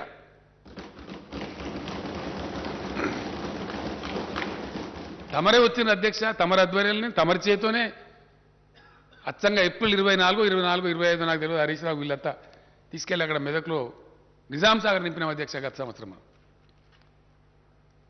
హల్దీవాగులకు పంపించి బ్రహ్మాండంగా ఆ నుంచి మంజీలకు పంపించి నిజాం సాగర్ నింపినాం ఏప్రిల్, మేలో. ఇప్పుడు కూడా మొన్న హరీష్ రావు వీళ్ళంతా పోయి ఇప్పుడు కొత్త డిమాండ్ అధ్యక్ష, తెలంగాణలో వాగులు నింపని అడుగుతున్నారు. కాలువలు కాదు అధ్యక్ష, వాగులను కూడలి వాగులు ఇడిచిపెట్టాలి, హల్దీ వాగులు ఇడిచిపెట్టాలి, మంజీలాలు ఇడిచిపెట్టాలి. ఎందుకు తెచ్చిన మీరు నీళ్ళు? నేను అడిగిన ఎందుకు తెచ్చిన నీళ్ళు మీరు గోదావరి నుంచి ఇంత కష్టపడి తెచ్చిందే ప్రజల కోసం, రైతుల కోసం అన్నప్పుడు ఇవ్వండి, విరివిగా ఇవ్వండి, విచ్చలవిడికి బ్రహ్మాండంగా ఇవ్వండి, వాళ్ళ హక్కు అని ఇస్తున్నాం. మంచిగా పంటలు ఎండిపోకుండా పండుతున్నాయి. పంటలు పండితే అధ్యక్ష పెద్ద ఆకాశం భూమి అంతుండే కేంద్ర ప్రభుత్వం మాకు సాదా కాదని ఎల్లెంకల పడ్డది, కొనలేమని. ఎంత పంట పండిస్తున్నాం అంటే మోసేటోడు సరిపోతలేడు, గోసేటోడు సరిపోతలేడు, గుంజేటోడు సరిపోతలేడు. 3 నెలల అధ్యక్ష ధాన్యం సేకరణ, 3 నెలలు. ఎన్ని డీసీఎంలు, ఎన్ని లారీలు, ఎన్ని 7,000 కొనుగోలు కేంద్రాలు పెడితే కూడా సరిపోతలేవు. ఫంక్షన్ హాల్స్ అవేంటి ఎన్ని జూనియర్ కాలేజీలు, హై స్కూల్ అంత ధాన్యమే. రోడ్లు మొత్తం కల్లాలే, సగం రోడ్డు ఇచ్చి పెడతారు, సగం కల్లం పెడతారు అధ్యక్ష.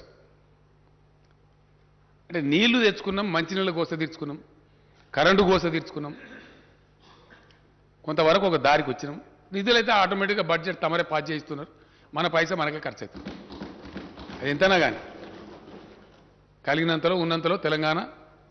సరే, అది నిన్న ఆర్థిక మంత్రి గారు చెప్పారు, మళ్ళీ ఇప్పుడు చర్చ కూడా ఉంది, సభ్యులు మాట్లాడతారు, మంత్రి గారు సమాధానం చెప్తారు. బెస్ట్ పర్ఫార్మింగ్ స్టేట్ కింద ఉన్నాం. ఒక్క రూపాయి కూడా వేస్ట్ పోకుండా తెలంగాణ రూపాయి తెలంగాణకి ఖర్చు అవుతారు. నీళ్ళలో చాలా వరకు సఫలీకృతమైనం, ఇంకా కావాల్సిన అక్కడ ఉంది. అంతిమ పోరాటాలు కొన్ని ఉన్నాయి, వాటాలు తేల్చే అక్కర్నది చాలా బలంగా కొట్లాడుతున్నారు మనులు. నిధుల విషయానికి వస్తే బడ్జెట్ మన బడ్జెట్ మనకే పాస్ అవుతుంది, మన పైసా మనకే ఖర్చు అవుతుంది. సార్థకమైంది నియామకాలు. ఈ నియామకాలకు సంబంధించి అధ్యక్ష, ఉద్యోగాలకు సంబంధించి ఆంధ్రప్రదేశ్ రాష్ట్రం వాళ్ళకి అక్కసు విపరీతమైనటువంటి అర్ధరహితమైనటువంటి అనవసరమైనటువంటి వివాదాలు. కరెంటు ఉద్యోగస్తుల పంచాయతీ అధ్యక్ష సుప్రీంకోర్టు దాకా పోయింది. ఇయ్యాలటి దిగలే. 9th 10th షెడ్యూల్ సంస్థలు ఇంకా దిగలే, పంచాయతీ ఇంకా పెండింగే. అనవసరమైనటువంటిది. అంటే కాలికి పెడితే మెడకు, మెడకు పెడితే కాలికి, అంత గందరగోళమైన పరిస్థితి. తెలంగాణకు చరిత్ర ఉంది అధ్యక్ష. అంటే ఆంధ్రప్రదేశ్ రాష్ట్రం వాళ్ళు పెట్టే పంచాయతీ ఎంత అర్ధరహితంగా ఉందనేది ప్రజలకు తెలియాల్సిన అక్కడుంది, గౌరవ సభ కూడా తెలియాల్సిన అక్కడుంది అధ్యక్ష. నిజాం రాజు ఉన్న కాలంలో ఆ మూసీ నది వంగితే వరదలు వచ్చినాయి అధ్యక్ష హైదరాబాద్. అప్పుడు ఆయన ఏం చేద్దాము, ఈ నగరాన్ని పౌరులు ఎట్లా రక్షించుకోవాలని మోక్షగుండం విశ్వేశ్వరయ్య గారిని పిలిపించి సలహా అడిగితే, గండిపేట హిమాయస్తారు 2 గటబా, ఆ వరద దగ్గుతుంది, బాధ పోతుంది, ఇట్టు కాదని చెప్తే అప్పుడు కట్టిండి అధ్యక్ష. కట్టిన తర్వాత ఇక వరద బాధ పోయింది. అప్పుడు ఆ విశ్వేశ్వరయ్య గారి హానర్లో ఆ నిజాం గారు ఒక ఆడ లంచ్ ఏర్పాటు చేస్తారు అధ్యక్ష. ఎక్కడ ఇప్పుడు మన అగ్రికల్చర్ యూనివర్సిటీ ఉన్న కాడ, ఆ చెరువు కాడ దగ్గర కొబ్బరికాయను అది కొట్టి దాన్ని స్టార్ట్ చేసి వచ్చి అక్కడ లంచ్ ఏర్పాటు చేస్తారు. అప్పుడు పెట్టిండ్రు. అక్కడ విశ్వేశ్వరయ్య గారు ఉండి, మంచి మంచి పని చేసిందండి మీరు రాజుగారు, నిజాం గారు, మీరు ఇంకో 2 మంచి పనులు చేయొచ్చు, ఈ నీళ్లు మంచివి, ఈ అనంతగిరి కొండల నుంచి ఓషధుల నుంచి వస్తాయి మంచి నీళ్ళు, అవి చాలా తాగితే కూడా పెయ్యి కూడా మంచిదే ఆరోగ్యాలకు. కాబట్టి హైదరాబాద్ డ్రింకింగ్ వాటర్ కోసం కూడా మీరు వాడుకోవచ్చు. అట్లాగే మంచి వ్యవసాయ పరిశోధన కేంద్రం పెట్టి కూడా వ్యవసాయం గురించి కూడా మీరు చేయొచ్చు అని చెప్తే, అప్పుడు అప్పటికప్పుడే ఎక్కడైతే కూర్చొని భోంచేస్తున్నారో अब दूसरे जगह को यहीं मुकर्रर करो, यहीं कायम करो అని ఫర్మాన్ ఇష్యూ చేసి 5,000 ఎకరాలు ఇచ్చి అగ్రికల్చర్ కాలేజ్ పెట్టారు అధ్యక్ష. ఉస్మానియా యూనివర్సిటీలో అంతర్భాగంగా అగ్రికల్చర్ కాలేజ్ పెట్టారు. ఇది హిస్టరీ. దానిలో మాకు వాటా కావాలని అడుగుతారు ఇప్పుడు ఆంధ్ర రాష్ట్రం వాళ్ళు. ఎవరు చెప్పాలి వాళ్ళకి అధ్యక్ష? అంటే వాళ్ళు పెట్టే పంచాయతీ ఎంత అర్ధరహితంగా గప్పటి ప్రాపర్టీ, దానిలో మా వాటా వస్తుందంటారు వాళ్ళు. అట్లనే ఆర్టీసీ హాస్పిటల్ ఉంటుంది అధ్యక్ష, ఒకటి వాళ్ళకి దగ్గర ఉండాలి అర్ధిక్ అని చెప్పి ఏం చేశారంటే ఉస్మానియా యూనివర్సిటీలో కొద్దిగా భూమి తీసుకొని దానిలో పెట్టింది అప్పటికప్పుడు. అది ఇప్పుడు కూడా యూనివర్సిటీ భూమే, తారనాకల ఈ భూమిలో పెట్టింది. అది సరే, మన కార్మికులు మనకు కావాలి కదా, ఓ బందుకో మూలకు తీసుకొని పెట్టిండ్రు. ఇప్పుడు కూడా ఉస్మానియా యూనివర్సిటీ భూమి అధ్యక్ష, దాన్న మా ఇస్తా కావాలంటారు వాళ్ళు. అర్థం ఉంటుంది దీనికి. అరే, ఈ భూములన్నిటికీ చరిత్ర ఉంది, తెలంగాణ ప్రాపర్టీస్ అవి. ఈ పరిస్థితి అంటే కూడా వాళ్ళు వినకుండా కాలికి పెడితే మెడకు, మెడకు పెడితే కాలికి పెట్టి ఆ పంచాయతీ తెగనియ. ఉద్యోగస్తుల అధ్యక్ష ఇయ్యాలటికి అధ్యక్ష ఇప్పుడు రైట్ నౌ మన చీఫ్ సెక్రటరీ గారితో సహా ఒక 14 మంది ఐఏఎస్ ఆఫీసర్లు ఇంకా క్యాట్కు పోయి, కోర్టుకు పోయి, ఈడికి పోయి, ఆడికి పోయి వాళ్ళని ఇటు కాకుండా అటు కాకుండా బతకకుండా పంచాయతీ.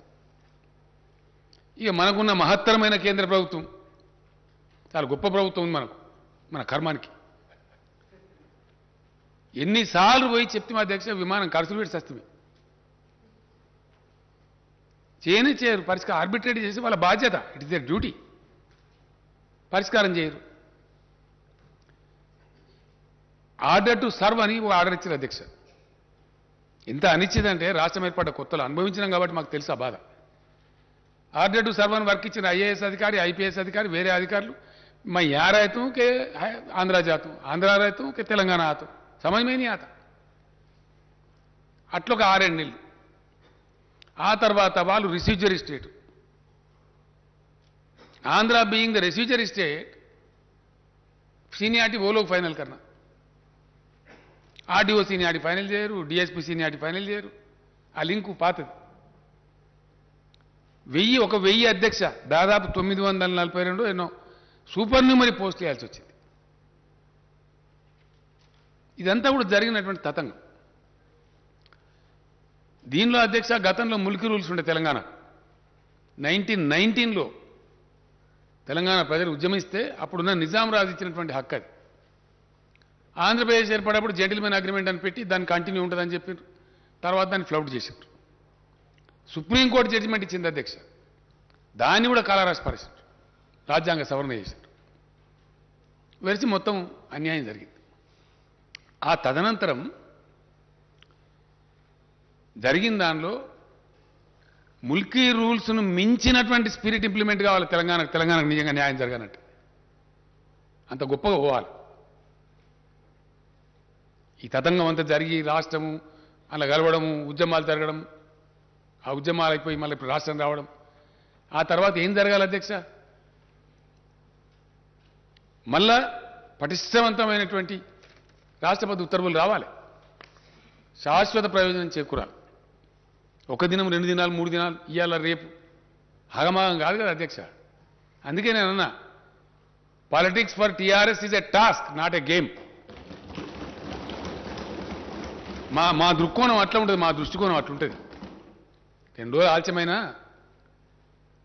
దేరాయ దురుస్తాయి అన్నట్టు మంచిగా రావాలి, మంచిగా జరగాలి, పక్కా జరగాలి పని. ఆ కోణంతో పనిచేసినాం. మేము చేస్తూ కూడా ఏం చేసినాం? ఆంధ్ర వివాదం పరిష్కరించకున్నా మేము దాదాపుగా 1,12,000 కొత్త పోస్టులు మంజూరు చేసి 1,56,000 ఉద్యోగాలు నోటిఫై చేసినాం అధ్యక్ష. అందులో 1,33,942 ఉద్యోగాలు భర్తీ అయినాయి. మిగిలిన 22,000 చిల్లర ఉద్యోగాలు ప్రాసెస్ నడుస్తూ ఉంది. అది జరుగుతుంది. అంటే అప్పుడు ఇచ్చినటువంటి 1,56,000 ఉద్యోగాల నోటిఫికేషన్ ఒకటి అధ్యక్ష. ఆ తదనంతరం రాష్ట్రపతి ఉత్తర్వులు తీసుకురావడం పోతే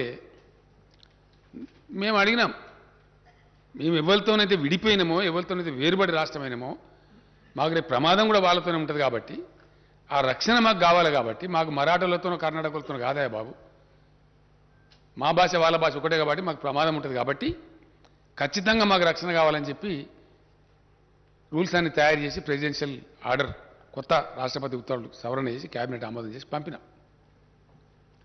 దానివల్ల పెండింగ్ పెట్టారు అధ్యక్ష కేంద్రంలో సుమారు 1 ఏడాది. చివరికి నేనే 1కి 4 సార్లు పోయి అక్కడ ఒక ఐఏఎస్ అధికారుల బృందం, మన రామచంద్రరావు మన ఫైనాన్స్ సెక్రటరీ గారు, అదే పని మన లా సెక్రటరీ గారు సంతోష్ రెడ్డి గారు, అదే పనికి అక్కడ పెట్టి ఆ న్యాయ విభాగం, ఈ విభాగం, ఆ విభాగం తిరిగి చివరికి రాష్ట్రపతి గారిని, ప్రధానమంత్రి గారిని నేనే పోయి కలిసిన అధ్యక్ష. ఒక 4 సార్లు 5 సార్లు కలిసి, అయ్యా మా ప్రాబ్లం ఇదే, దయచేసి అర్థం చేసుకోండి అని చెప్పి ఇలా తెలంగాణ సాధించినటువంటి ఒక గొప్ప విజయం అధ్యక్ష. ముల్కీ రూల్స్ స్ఫూర్తిలో తెలంగాణ హక్కులను శాశ్వత ప్రాతిపదికన పరిరక్షించడానికి ఏదో రాజకీయాల కోసం నీకోటి చాక్లెట్, నాకో బెల్లం, నీకో బిస్కెట్ కాదు అధ్యక్ష. మేము ఆ పని చేయలే. శాశ్వత ప్రాతిపదికన తెలంగాణ యువతకు వాళ్ళ ఉద్యోగాలు వాళ్ళకే దక్కేటట్టు 95% లోకల్ కోటాతో రాష్ట్రపతి ఉత్తర్వులు తెచ్చాం అధ్యక్ష.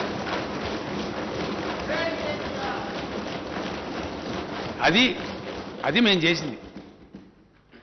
4 రోజులు ఆలస్యమైతే అయింది, కానీ శాశ్వతంగా ఈ కారణం నుంచి ఏ ఉద్యోగం వచ్చినా 95% ఎక్కడి నుంచి అధ్యక్ష? గతంలో స్టేట్ లెవెల్ పోస్ట్ అని పెట్టి మొత్తం కొట్టేశారు. ఇలా అటెండర్ పోస్ట్ నుంచి ఆర్డీఓ పోస్ట్ దాకా 95% లోకల్స్కే వస్తుంది. Only 5% non local. ఆ 5%లో కూడా మళ్ళీ 3%, 4%, 2% మనకే వస్తుంది అధ్యక్ష ఓపెన్ కోటాలో. గతంలో ఏం చేసింది మోసం అంటే 20% నాన్ లోకల్ కోటా అని పెట్టారు అధ్యక్ష. అసలు నాన్ లోకల్ కోటా లేదు.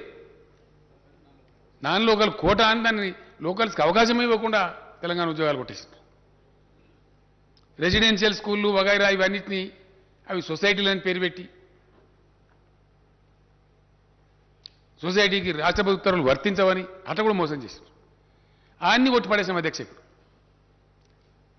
ఒక్క సెక్రటేరియట్కి, ఎందుకంటే సెక్రటేరియట్కు వివిధ సర్వీసుల నుంచి వివిధ ఫీడర్ల నుంచి మన తెలంగాణ ఉద్యోగుల్ని తీసుకుంటారు కాబట్టి అది ఒక్క బాడీ చిన్న తప్ప మిగతా అన్నీ కూడా 95% లోకల్ అధ్యక్ష. Only 5% open quota, not non local. అందులో మన లోకల్స్ కంపీట్ చేయొచ్చు. అట్లా ఇంచుమించుగా 97, 98%, 99% కలిసి అయితే 100% మన పిల్లలకే ఉద్యోగాలు వచ్చేటట్టు ఏర్పాట్లు చేసినాం. ఈ ఆంధ్ర పెట్టే పంచాయతీ దిగడానికి నిన్న మొన్న దాకా తెగలేదు అధ్యక్ష. గత సంవత్సరం డిసెంబర్ కొద్ది రోజుల ముందు చివరికి ఆ 400-500 పోస్టులు పోలీసులు డిఎస్పీలు అయ్యి ఆర్డీఓలు అవన్నీ సూపర్ న్యూమరీ ఇచ్చిన తర్వాత ఆ సీనియార్ల పంచాయతీ కూడా తెగి వాళ్ళకి మనది మనకు గవర్నమెంట్ ఉద్యోగస్తుల కాడికి అయింది. అయిన తర్వాత ఉత్తర్వులు, రాష్ట్రపతి ఉత్తర్వులు తీసుకొచ్చి వాటిని జారీ చేసి డిసెంబర్లో జీవోలు ఇచ్చినాం ఉద్యోగులను. ఎందుకంటే ఎప్పుడు తేలితే అధ్యక్ష ఖాళీలు కంప్లీట్గా పూర్తిస్థాయి అవగాహన ఖాళీల మీద రావాలంటే, రాష్ట్రపతి ఉత్తర్వులు కంప్లీట్ అమలు కావాలంటే ఎప్పుడు పాసిబుల్ అవుతుంది? ఉన్న ఉద్యోగస్తులు డివైడ్ కావాలి. కొత్త జోన్ల ప్రకారం, కొత్త డివిజన్ల ప్రకారం, కొత్త జిల్లాల ప్రకారం. జిల్లా క్యాడర్ జిల్లాకు, జోనల్ క్యాడర్ జోనాల్కు, మల్టీ జోనల్ అంటే స్టేట్ లెవెల్ పోస్ట్ మేము మల్టీ జోనల్ అంటున్నాం, మల్టీ జోనల్కు ఆ అలాట్మెంట్ చేసినారు. దాని మీద ఇష్యూ చేసిందే 317. ఇది అర్థం కాక అదేందో మేము ఉద్యోగుల వ్యతిరేకం పోయినామన్నట్టు కొంతమంది, కొన్ని పార్టీలు అది ఏం తోకదలో తల తెలియదు, బాధ్యత లేదు, నెత్తి లేదు, కత్తి లేదు, రోడ్ల మీద పడి వీరంగాలు. సరే న్యాయస్థానాలకు పోయినారు, ఏదేది చేస్తారో అవన్నీ చేస్తారు. అప్పుడు మేము కఠినంగా దాన్ని ఇంప్లిమెంట్ చేసినాం. ఎందుకంటే పాపం బయట పిల్లలు మాకు ఉద్యోగం వస్తుంది కదా, గ్రూప్ 1 నోటిఫై చేయలేకపోయినాం, పంచాయతీ దగ్గర గ్రూప్ 2 చేయలే, గ్రూప్ 3 చేయలే, ఇప్పుడు అన్నీ నోటిఫై చేయాలి సమగ్రంగా. కాబట్టి వేసి ఉన్నాం. మొన్న డిసెంబర్లో అలాట్మెంట్ చేసిన తర్వాత ఎక్కడో అక్కడ సర్దుకున్నారు. సరే ఫైనల్గా సార్ మాకు మ్యూచువల్ అవకాశం ఇవ్వండి అంటే సార్ అది కూడా ఇచ్చిండ్రు. అది చీఫ్ సెక్రటరీ గారే స్వయంగా చూస్తున్నారు. వాళ్ళు అడిగిన కదా సరే వాళ్ళు ఇష్టం ఉంటే పెట్టుకొని మనకు పోయేది ఏముందని ఇచ్చినాం. అయిపోయినాయి. ప్రమోషన్లు కూడా ఆల్మోస్ట్ అందరికి ఇచ్చేసినాం. ఒక టీచర్ల లేదా ఉందని చెప్పారు, అది కూడా నిన్న నేను చీఫ్ సెక్రటరీ గారికి ఆదేశం ఇచ్చిన ఇమీడియట్ కంప్లీట్ చేయమని చెప్పి అయిపోయింది.